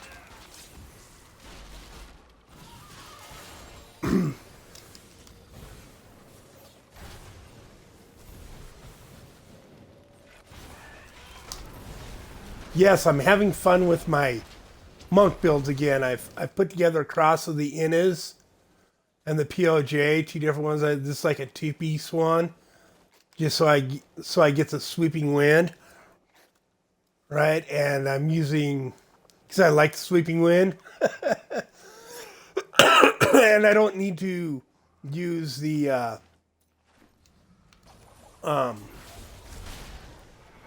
cyclone strike because I get it automatically. Going the wrong way. By using Tempest Rush. So, wait a minute. Oh, one of the... Okay, let's try this up and over. Let's see if it goes up and over.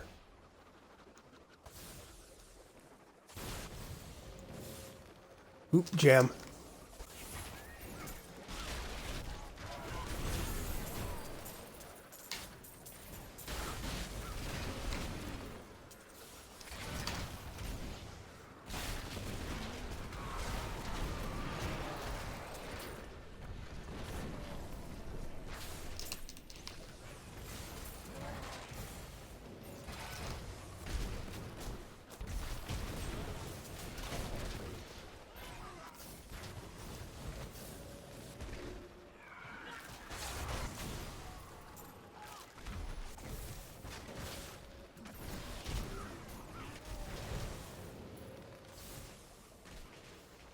Yeah, just bounties right now. I was seeing how quick I can run a set. It's looking about 10 minutes for every 5 bounties. You know, but it could go a lot quicker if they're close together. Right? If like all the bounties I need to go to are right at each portal, they could go a lot faster.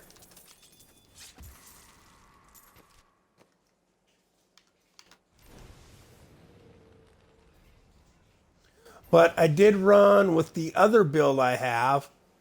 This is more the speed build for it.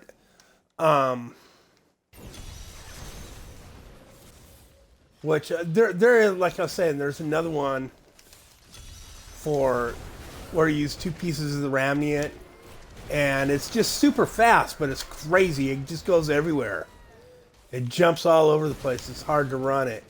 And this is not quite as fast, but it's a little smoother for picking stuff up and doing what you need to. I'm using the fire allies because they get a bigger bonus on the bindings of the lesser gods there. Right, split fire allies gain 5 times the bonus. So instead of 200%, it's like 500% or whatever. Or whatever, right? It's just a lot. So I'm running with them.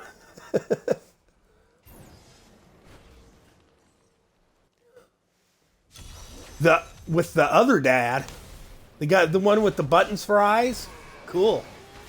No, I didn't say that to be mean. What were you running? What character were you running?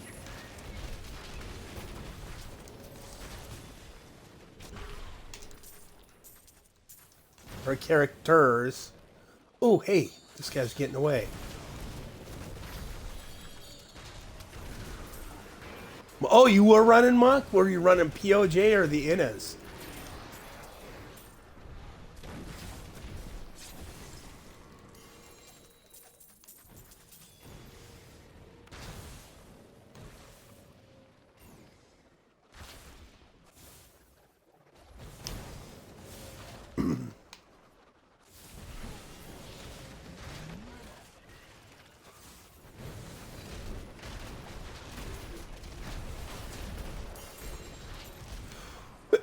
I need a drink of water. Excuse me.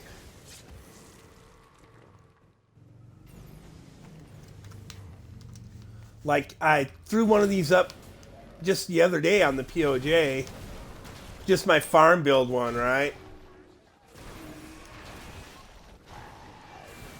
Which is a lot like this one with where you use Woo Kim and Vengeful Wind instead of Woo Kim and Pig Sticker, or what's the other way? The other push was, oh, the other push is you put Woo Kim Lao in the cube and then you wear the gloves, Shenlong's gloves. And then Squirt's necklace, COE.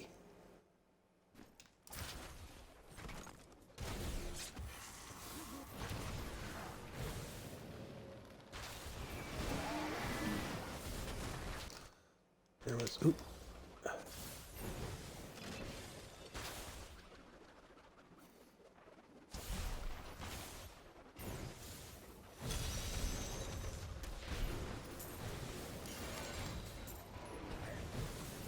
Still do have all the innas or anything else.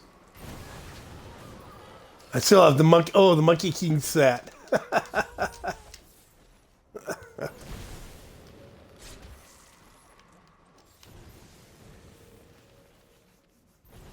Innas or anything else. So I have the Monkey King. Monkey King. So the Sun Wuku set. Are you running? Which variant of that are you running? You running the? Because there's a Tempest Rush variant on that, and then there's oh, I don't like this guy. And then there's the Wave of Light build.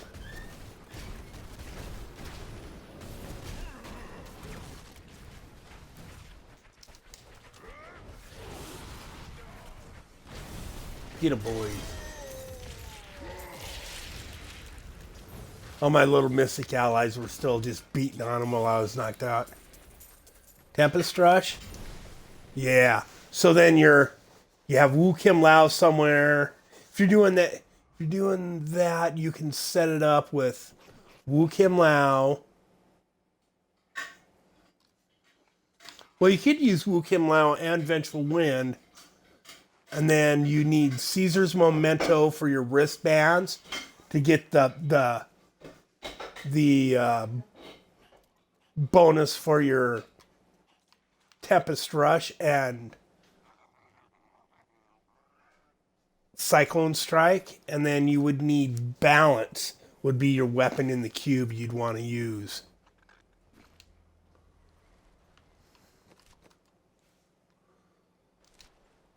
Okay, so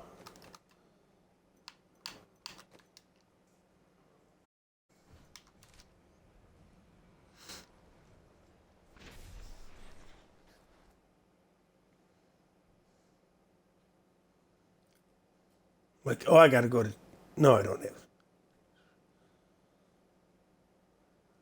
See how much stuff I got really quick. 38. Yeah, I'll go to town and clear out really quick. And I'll grab, because if you're running the PoJ, or I mean, the Tempest Rush variant. It's been a while. I'm like thinking, I'm trying to remember. Puzzle ring.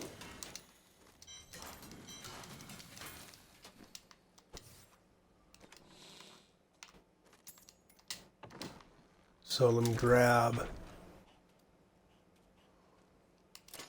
this kit. Yeah. Real quick. So, yeah, you're gonna, if you're running Tempest Rush, you have to have Wu Kim Lao, right? And balance. Because, I mean, if the Tempest Rush is your main damage creator with that build, if the main damage dealer is the Wave of Light, right, where you drop that big bell, I mean, you can still run with Wu Kim Lao, but then you don't want balance in the cube, and you'll want. Actually, I think you put Wu Kim Lao in the cube, and then you run with Rabid Strike and Kuroshio's Blade. Is yeah.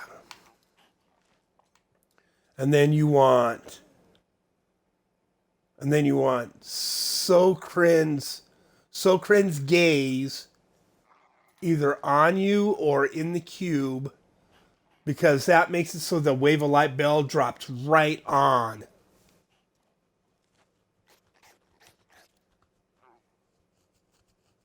Rip and tear on 8-9. That's, yeah. Sun Wuku's isn't the strongest. I mean, it's not like, just keep collecting monk pieces if you're going to keep playing monk, man. And you can put so many different sets together. There's even like, here, like, I know how to look really quick. Go to your leaderboards, right? Go to Greater Rifts, go to Monk, and then I'll just go over to Top Global, right?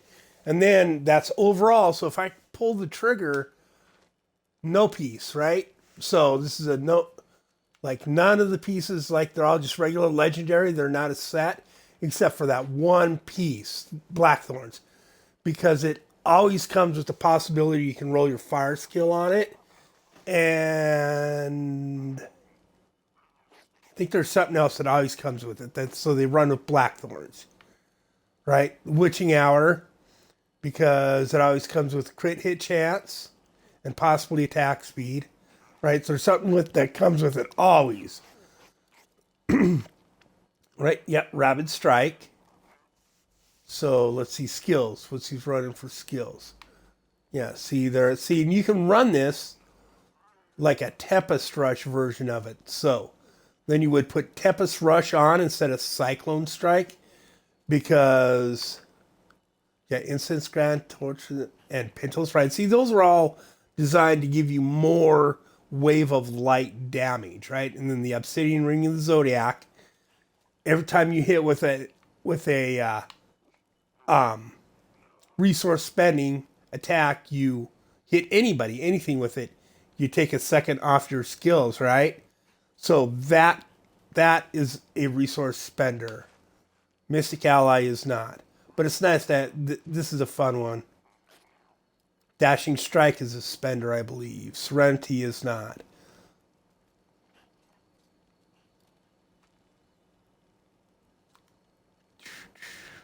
Stone Gauntlets, that stuff. Your Epiphany needs to be up 100% of the time to run Stone Gauntlets, or you end up moving like a bug in molasses.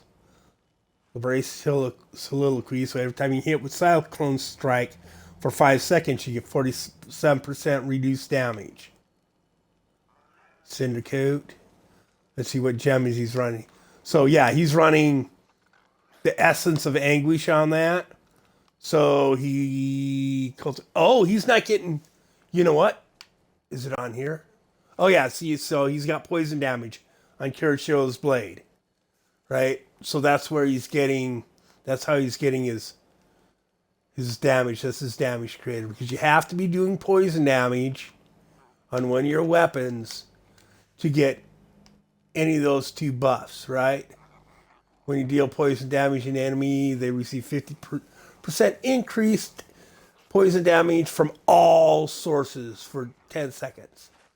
Right? So I don't know if that makes all your damage poison and it's 50% more, but it's supposed to be really good. That's the one I'm running on my Wiz now. Right, and all the cooldown stuff, but you don't get none of that if you're not doing poison damage. So I would have expected them to roll it on here. And I don't know, they haven't rolled anything on this, it doesn't look like. Yeah, and they haven't rolled anything on here either, which is just kind of weird. Oh yeah, they rolled cooldowns. They rolled cooldowns on it. Cooldown reduction. I'm getting way too into this, aren't I? Reduce cooldown reduction, right. So, anyways. So, PoJ in his Monkey King garb. They ran a 150. Top guy ran a 150 here.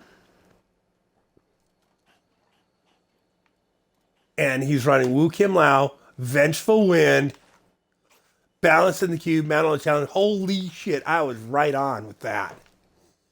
Tempest Rush Flurry, and then Serenity. I don't know if I'd run Serenity. Mantra of Salvation, Agility, yep. Blinding Flash, yep.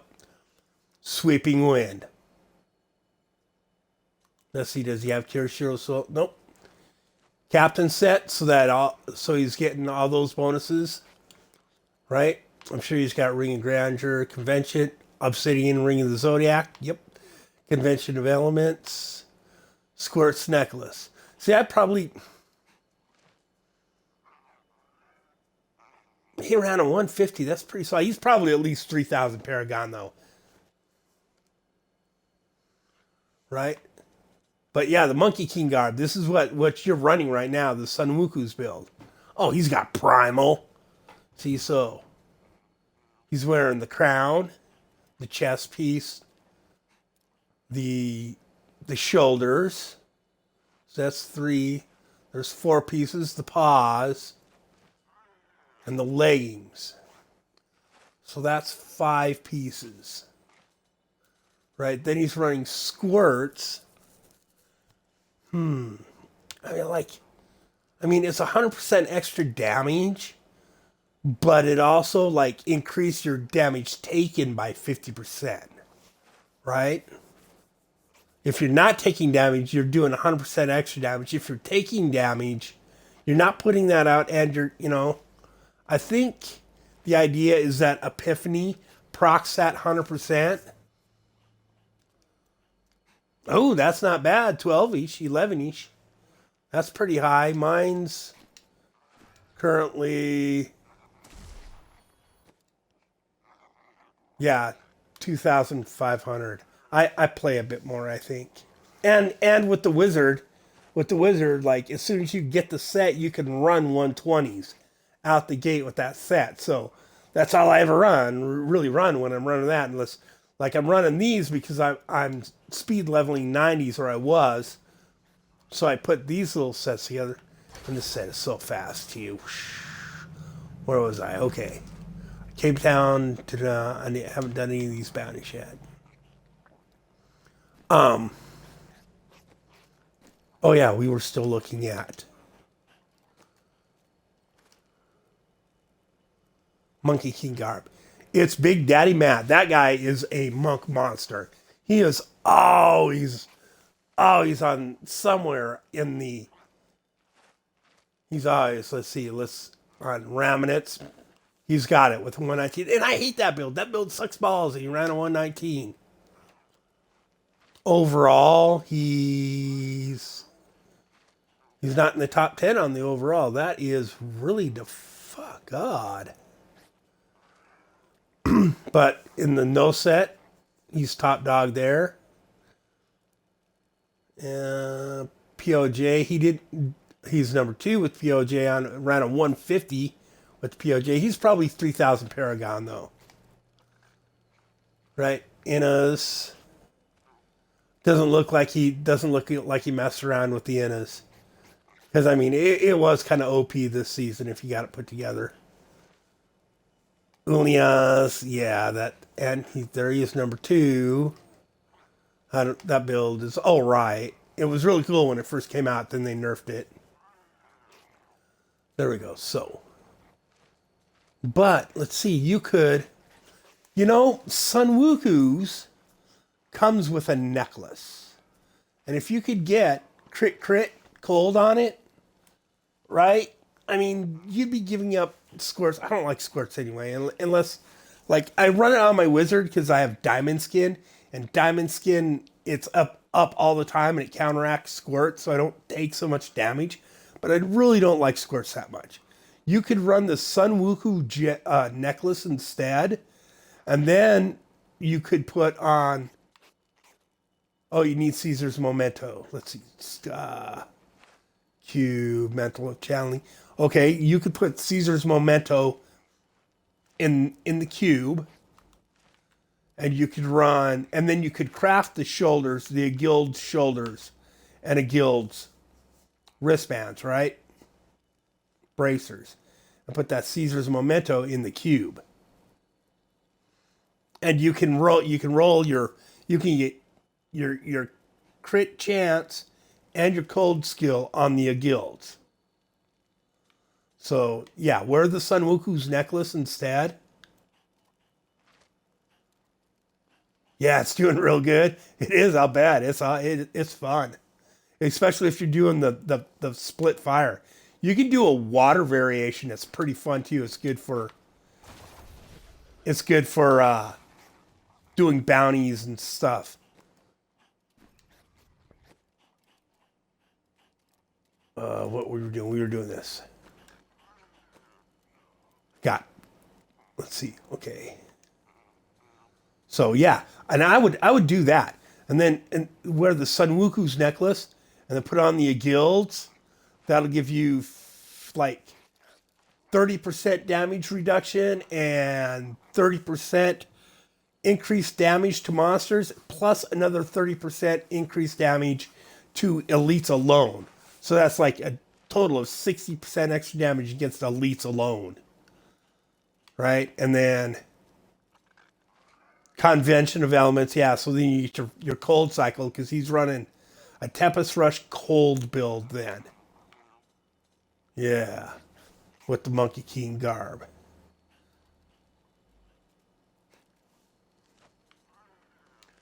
And that would then you and if you do that, then that necklace thing you can just craft those two and put that one in your cube, and then you don't have to worry. And early on, I mean, you go with this probably to push, but I mean, that sounds pretty solid. Yeah, Tega, da da da, and Stricken. Sunwuku's leggings.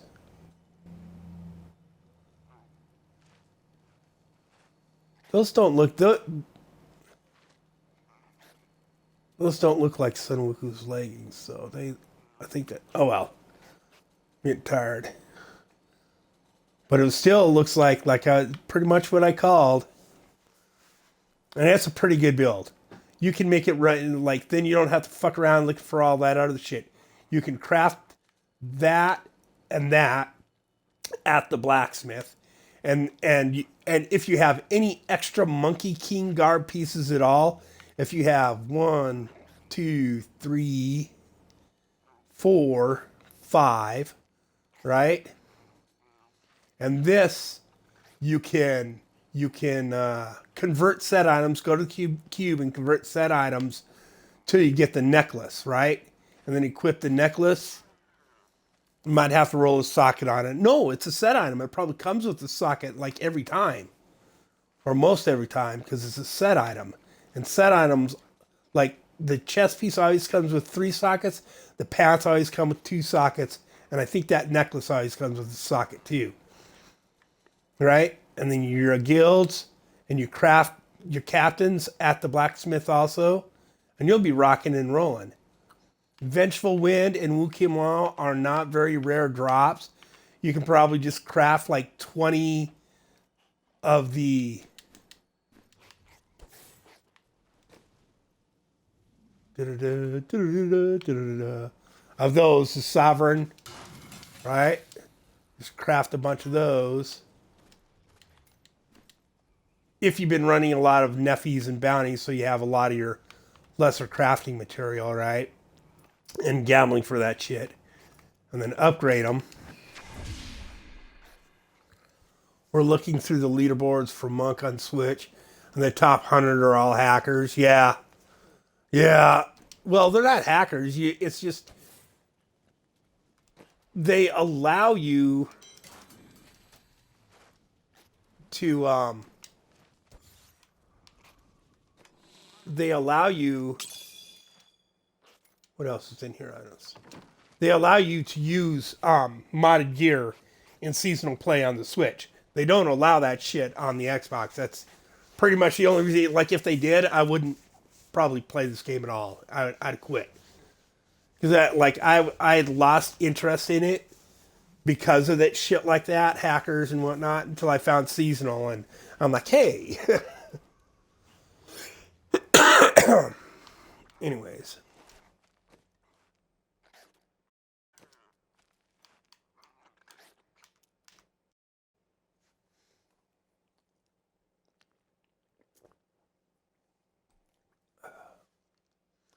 If you got a set of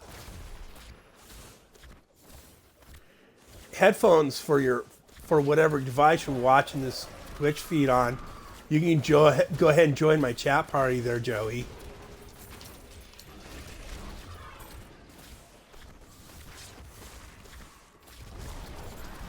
Yeah, and you can show your mom that trick with the Wu Kim Lao, like show her how my speed run Monk.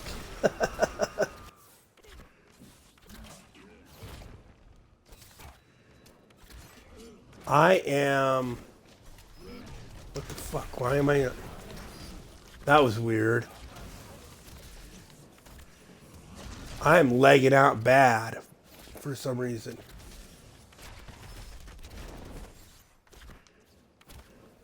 See, it quits. Oh, I know what I'm doing wrong. I'm holding too many buttons. I'm used to playing the other build where I have to hold 4 buttons down. I only have to hold 3 buttons down to run this, right?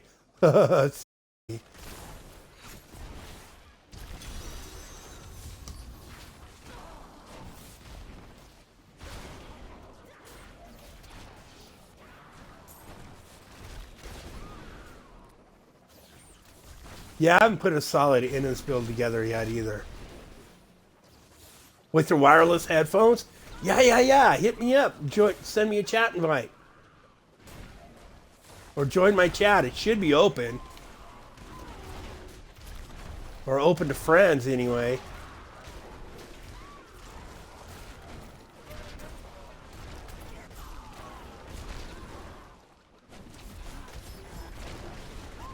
Yeah, on the Xbox app.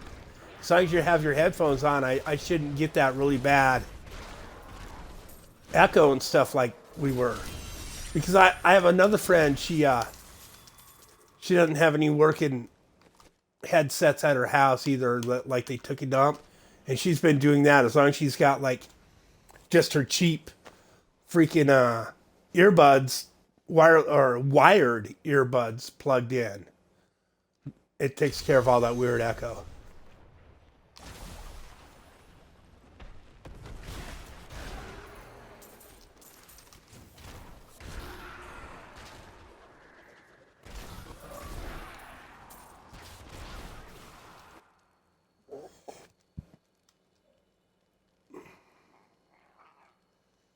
No, I'm pretty sure I'm showing it online.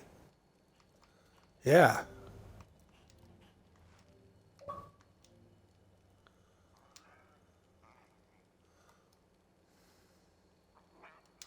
System settings, friends.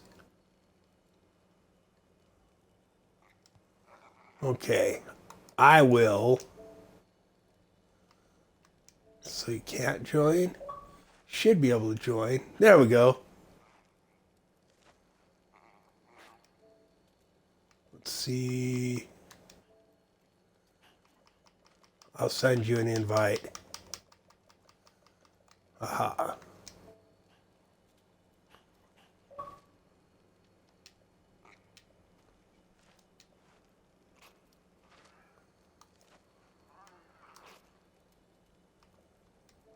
Yeah, I just sent you one.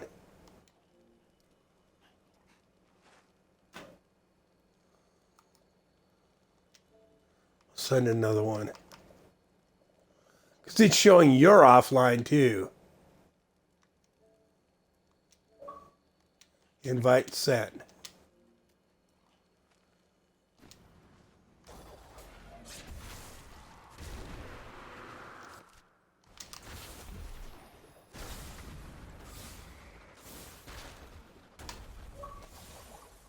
Oh, there he is. Yep. I'm not sure if it. I'm not sure if you have the option to have your side of the chat heard in my broadcast. Oh. But they're in the settings for that summer. It should give you the option to allow your chat to be heard on the broadcast. Well, he's chatting with me anyway. You know what, dude? I'm sign in. You should be able to sign in. No, dude, you should. Oh, you don't. Yeah. Do you have that set up?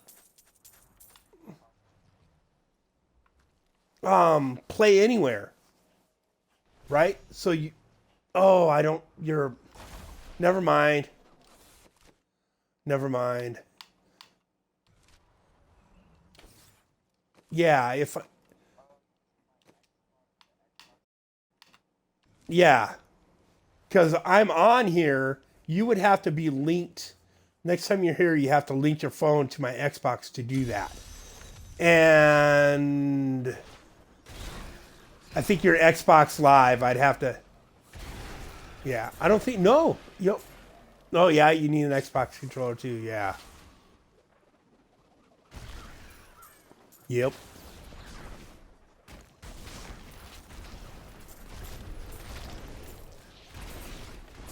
And I think, I'm not sure if that would, like, play like we're both on the same machine. It wouldn't, or if it would have to be like the same machine, like we're in the same lobby, not on different machines, though. But we could run together.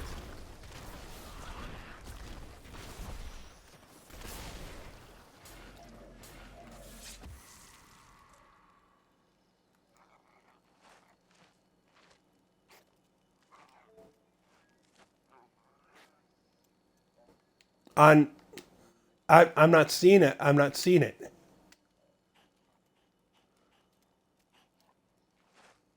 It should have shown up in chats or.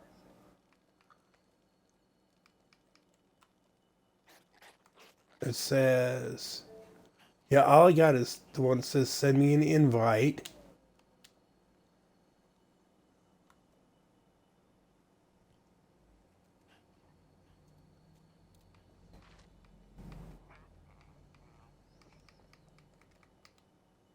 A friend invite for, yeah, dude, you're on my shit. Yeah, you're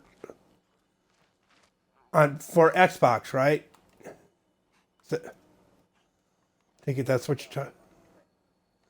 Oh, on Twitch. Oh shit. I don't even know where to look for that. Friend invite on Twitch. Go to friends. Okay, there it is. Okay, I don't have any friends yet. Friend requests. Doomsday. Oh, hey. Okay, we need to. Okay. Okay, accept. Accept. There we go. I got one from Cruising 2 from what's it? I didn't even know, dude. I didn't know that there was friend requests on this. I'm just. So go back to my channel. My stream, the chats. Welcome to stream. Oh, lost all the previous Chats in the chat room doing that.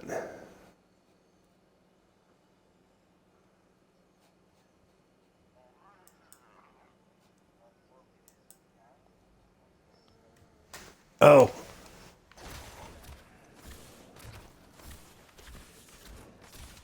Yeah.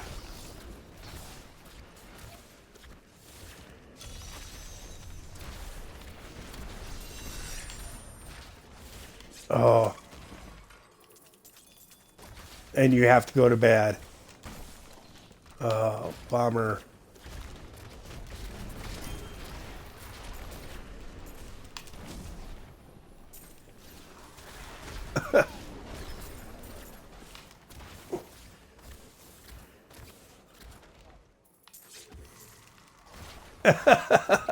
It's a, what you get playing, it's not that hard. I mean,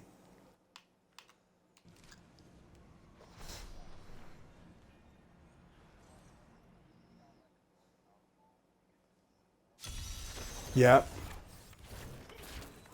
Oh yeah. And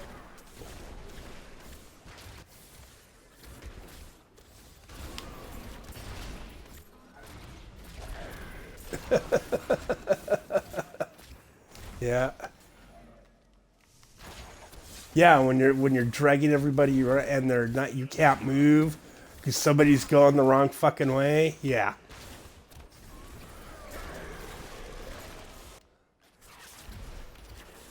And I think one of my streams has it. We're doing 4-man like 144s on one of them. If he wants to hear what that sounds like when, you know, veterans are doing it, it's like a whole different thing. It's like it's totally different than that yelling and screaming all the time.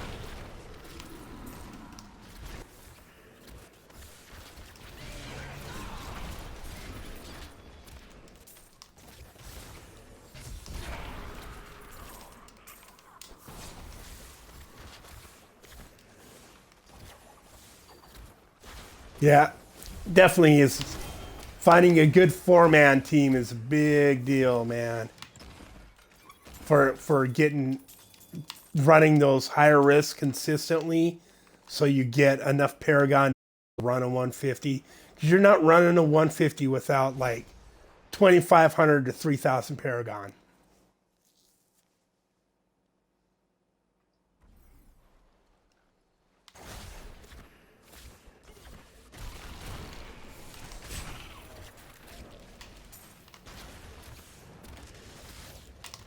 Love you. I'll talk to you later, big guy.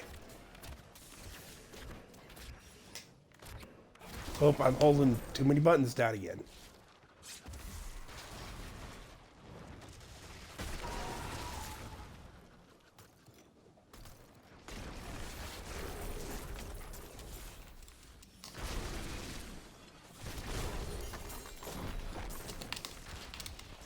And I forgot, I totally ended up running my PoJ build again. And I actually have a PoJ farm build put together. Should be running it. Get that gold. Group farm, solo farm. There we go. Right, so green gem in my helm, so I get double gem drops. Because the follower has broken crown. Flavor of time. Gloves of worship for double time on the pylons. And 10 minutes on the smaller shrines. Bye bye, Doomsday. And then gold skin, ring of grandeur, oculus. Oh yeah, I had that bad boy drop for this guy, and it's not. I couldn't really roll it. I don't know. I suppose I could put it on my other follow-up for my whiz, but it was just. I don't know. Put it here. I've been thinking about though taking the oculus ring off and using a avarice band to increase my oops, I was hitting 3 buttons at a time, or 4 buttons again. Gosh darn. Yeah, so in this build too, you'll hold the A, the X, and the trigger down. So the A is your epiphany. The X is blinding flash. The trigger is your tempest rush. B button, dashing strike. Must be a locked door. Yep.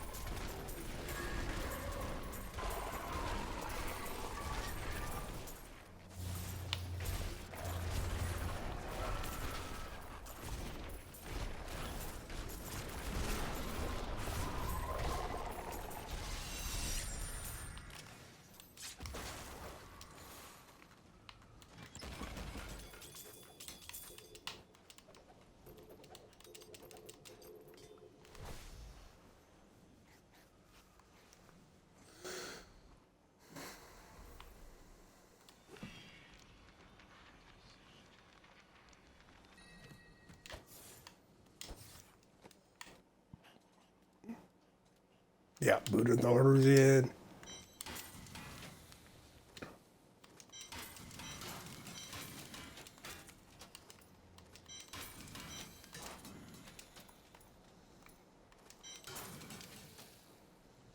So Krin's gaze, there we go.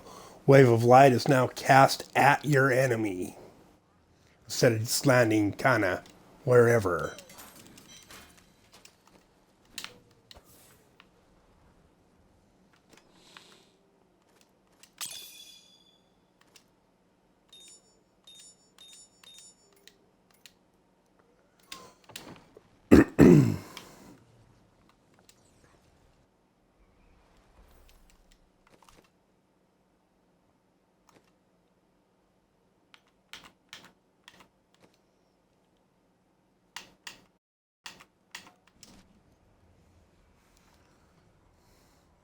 Yep, gonna finish this round of bounties and call it a night. The whole idea of seeing how fast I could do it with that other build kind of went to hell when I started BSing with Doomsday. Okay.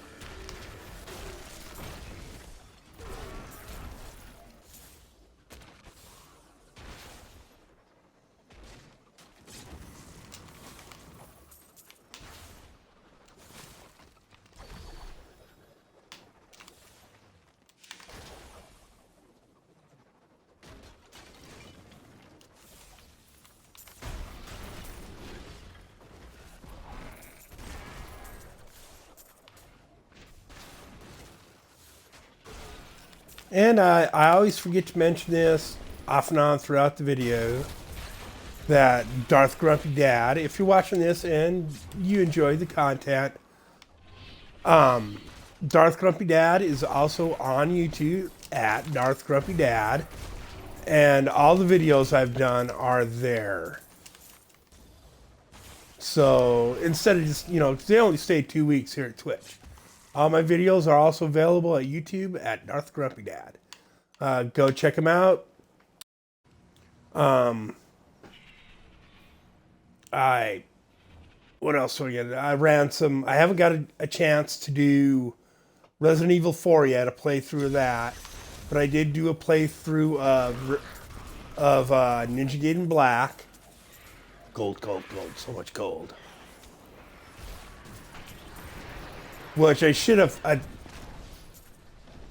It looked poor. I should have done a playthrough and looked up some stuff and what were the best strategies to beat some of the bosses, because I'd forgotten. Right? I'd just forgotten, and it looked poor. But it was still fun. I still beat it, and took me 7 broadcasts, I think. I had 2 hours a shot, so like 14 hours to beat a game that originally took me, oh, I don't know, man, weeks to beat. It like took forever to beat the game when it first came out.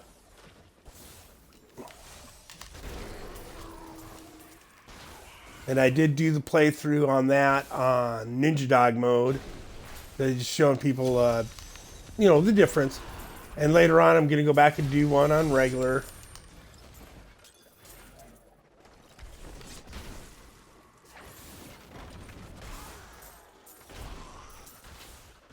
Jesus, where's this underbridge?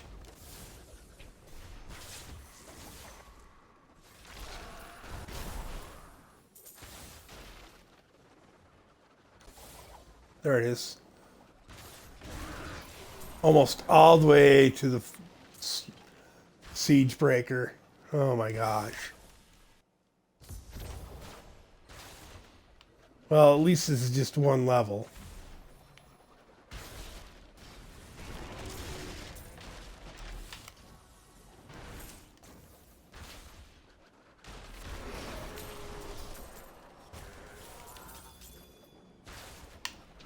Gems. Double gem drops. 12 more to go.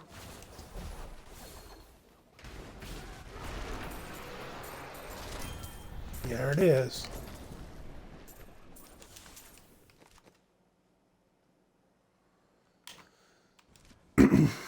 Might have to dink around and finish putting the innas together. A more push build for that, and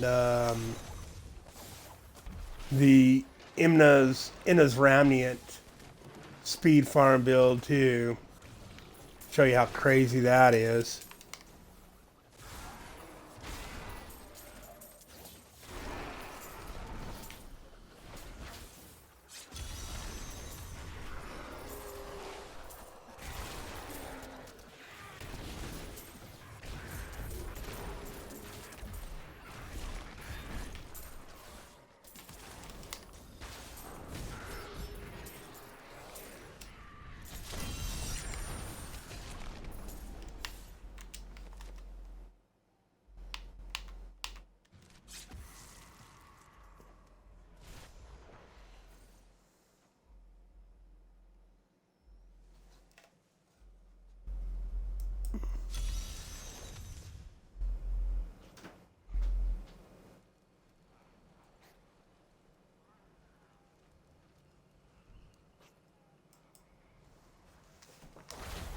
Okay, here we go.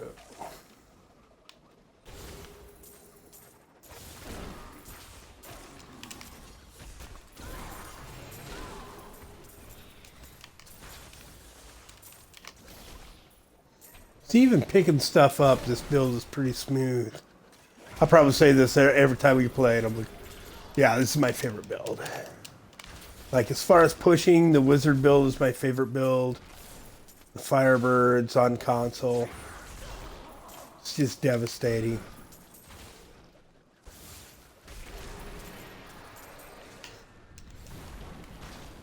But as far as bounties, T16 Nephilim's, this build.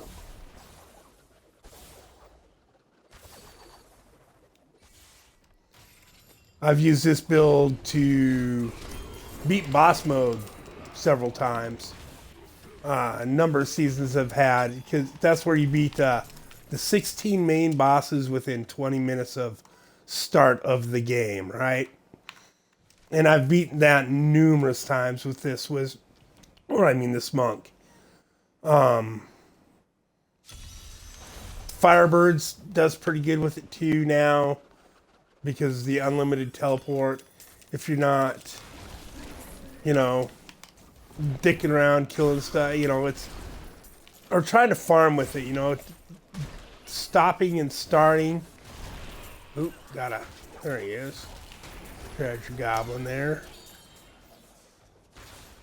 With the Firebirds, stopping and starting, and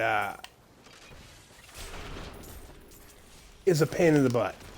Because you want to be holding down the disintegrate ray button all the time to keep that just going, to keep all your stacks, your ignition stacks, and your sweeping wind built up.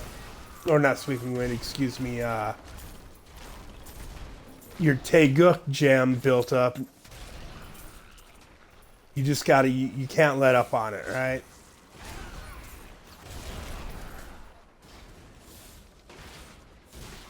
And when you have to stop and let up on that, your ignition stacks start dropping. It's just, there we go.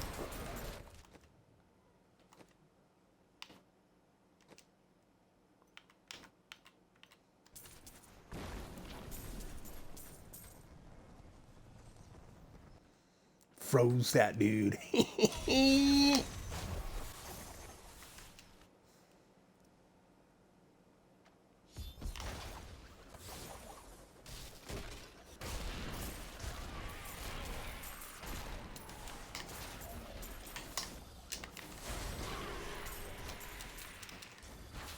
And really with this, you don't even have to really stop moving. Like, you can keep, just let go of it, keep running around, and just let off on the Tempest Rush and click on A. And then you're always getting that damage reduction that Traveler's Pledge Compass Rose affords you.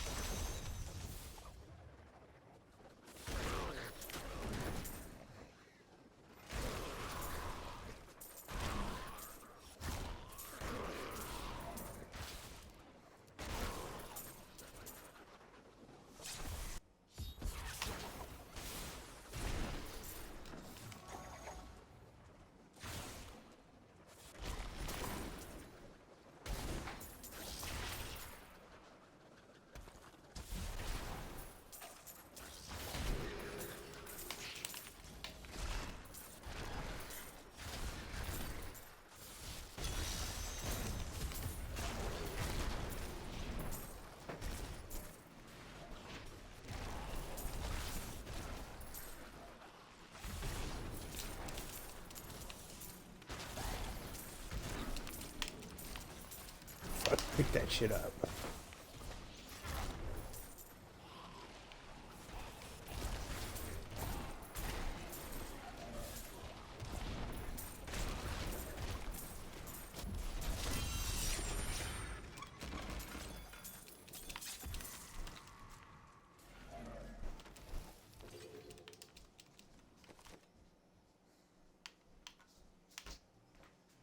Shoot. Go get rid of my yellow stuff at least.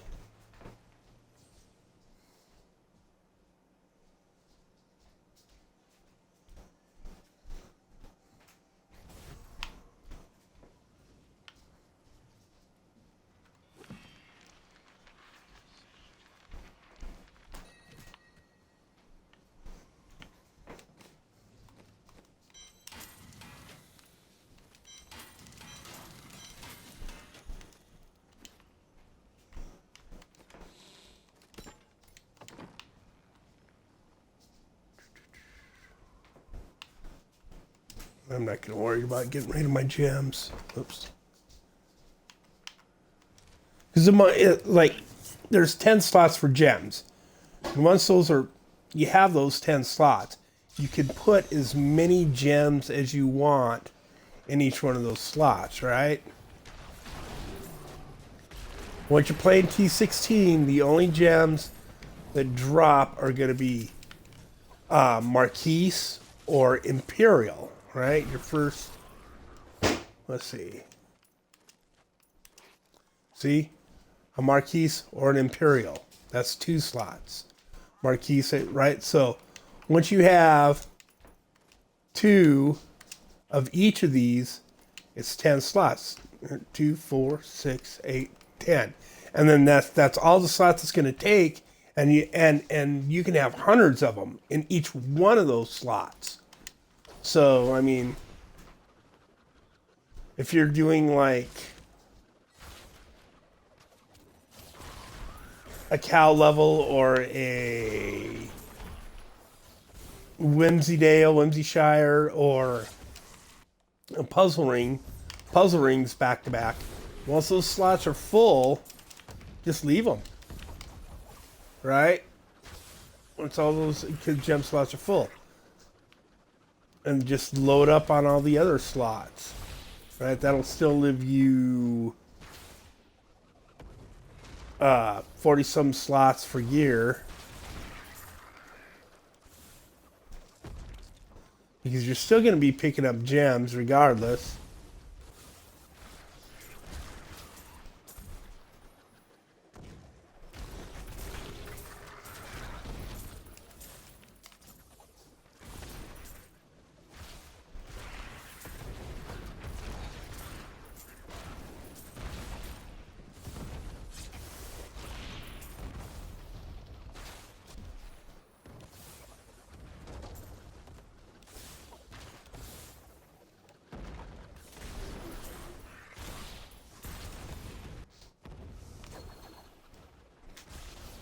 Kill all the monsters on level 2.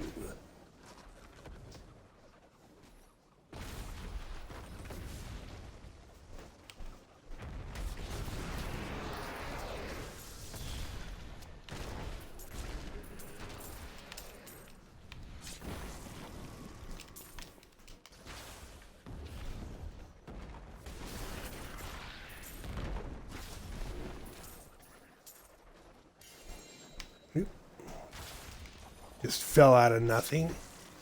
A forgotten soul. Or, excuse me, a legendary. Which is going to become a forgotten soul. Town is lava, man. The more time you spend out here, the more drops you get, which increases your magic item find. Besides what you're already naturally getting for being on T16. And it increases your drop rate, right? It increases the chances you're going to get an item from a chest or an item's going to drop from a monster, right? And then magic item find says that a certain percentage of those will be magical, whether that's anything down here. Oh, look at that. Whether it's going to be blue, yellow, or legendary, right? And then it's just going to be magical. And then a certain number of blues drop, you start getting yellow, a certain amount of yellows drop, you get legendaries, a certain amount of legendaries, you get primal. So, town is lava. Town is lava.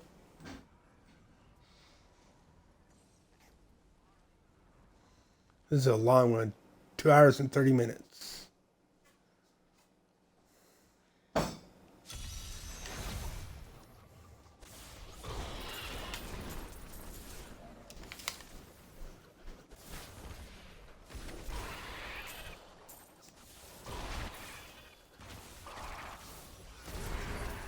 Okay, what do we got? Another 20.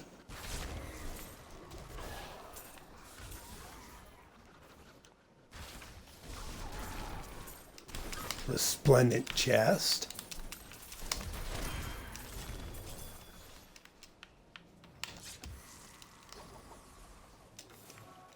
Oh, all those you click on, those add to that hourly count. Also, so do weapons racks, breakables, chests. Even if you're not picking shit up, just clicking on those chests increases your drop rate.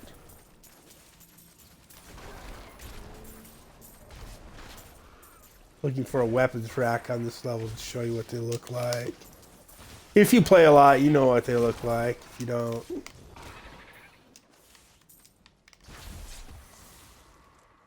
Oh, right there. There's weapons rack.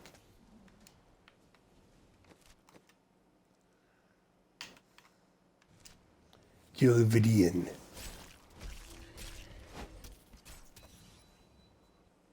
They didn't like me.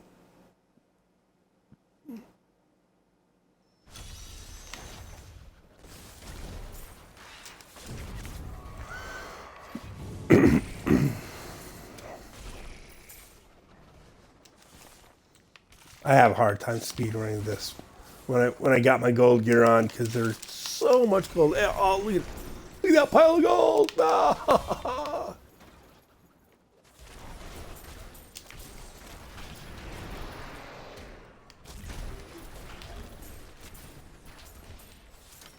Chest, and this is the weapons rack. And here, that little round thing, which again is the white weapons that you have to collect to get reusable parts. But you tend to get quite a few of them. I'll have to check I'll have to pay attention when I'm salvaging back in town. We'll check them all. Because I'm sure I got some blue items too.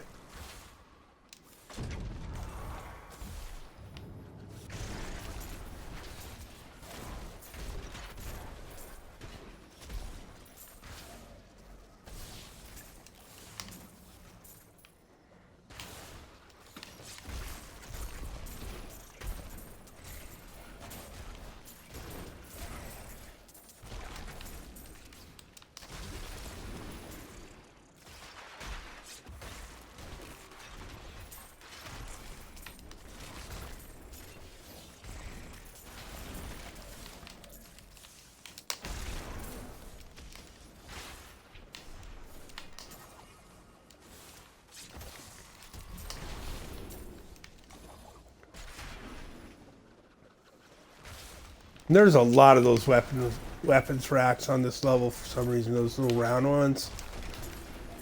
All the stuff in Act 5 that they added, and all the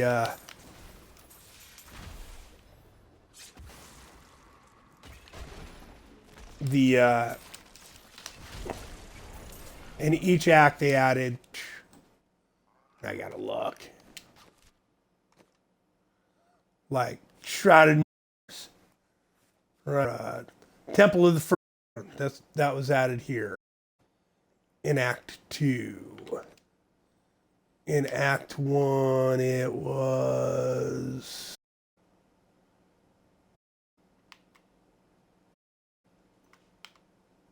Where is it?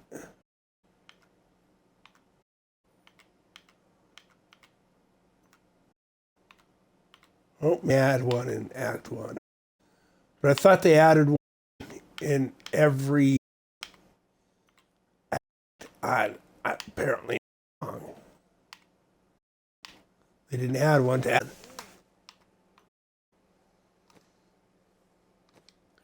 In Act 2, they added the Shrouded Moors. Right?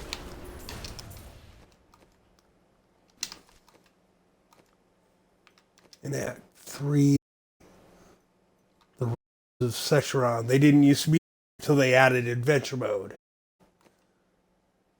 And Kanai's Cube and stuff like that. In here it's Grey Island, I believe is what they did in here. And Upper Realm of Infernal 8. I believe these are the two they added here. So there's 2 in Act 4 and none in Act 1.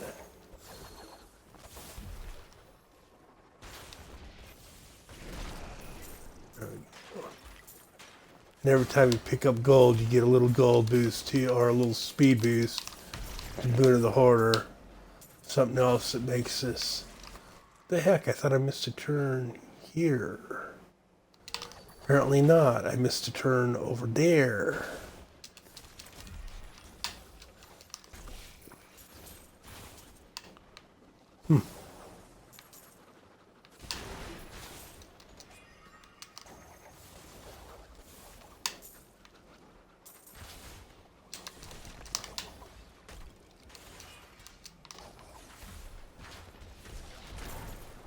And I believe the Avarice Band I was talking about earlier gets dropped in one of the bounty caches. Not sure which act anymore.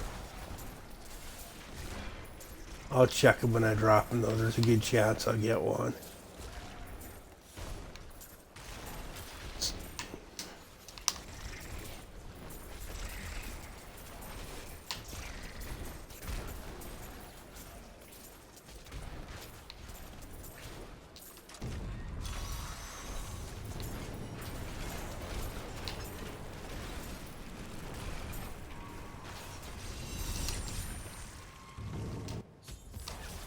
There we go.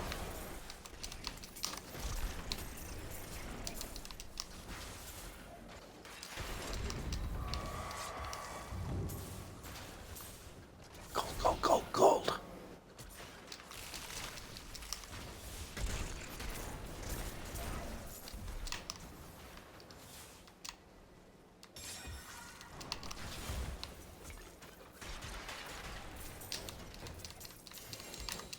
See, so if you're farming crafting mats, running bounties is a great way to get a loot. All this, just in here, all the stuff I picked up. And here's Vidian. Like, I don't mind killing them here, but Super Vidian, I can't remember his name. That's the Rift Guardian. That looks just like that. I can't think of his name for whatever reason. See, I was able, can't pick any items up, but I was able to pick them gems up. So I didn't put my gems away, so I got two. Oh, and I still managed.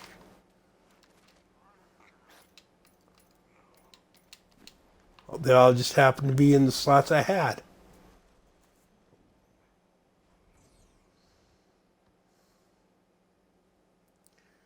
I think that was the last.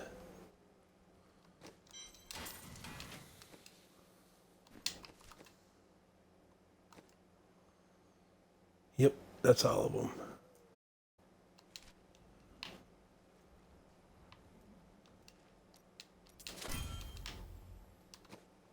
Yeah.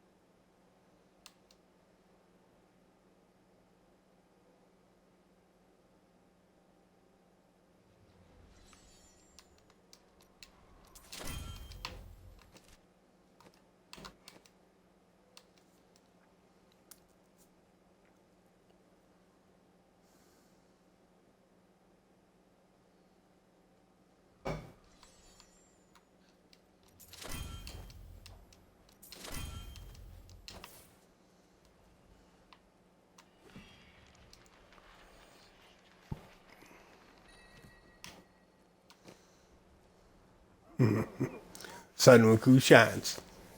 Comes with a socket, like I was saying. See, now him playing Monk too makes you just want to put every Monk build together. And run a bunch of variants and, oh God. Okay, let's see.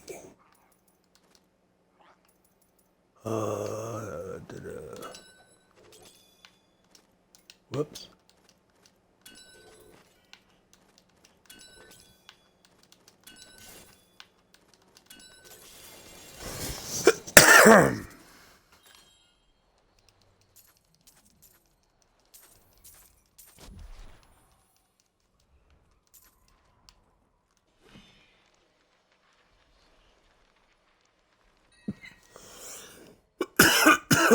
Excuse me. Oh, I didn't get an avarice bad in that. I got a read in grandeur, but brr, that sucked.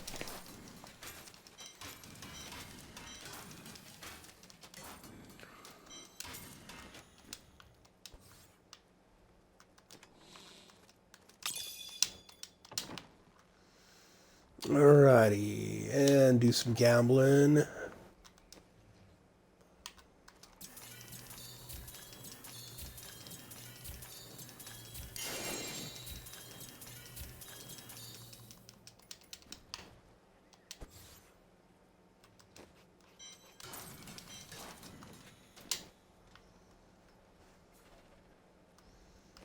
Okay. Well, I think that's going to be it for me. We're at 3 hours on the stream, just under 3 hours, and it's time for me to call it an evening. Like I said, thank you if you have watched this video at Darth Grumpy Dad. Thank you for watching it. Please follow me, and please go to Darth Grumpy Dad at YouTube and subscribe, follow, and ring the bell there. Everything helps. Have a good evening.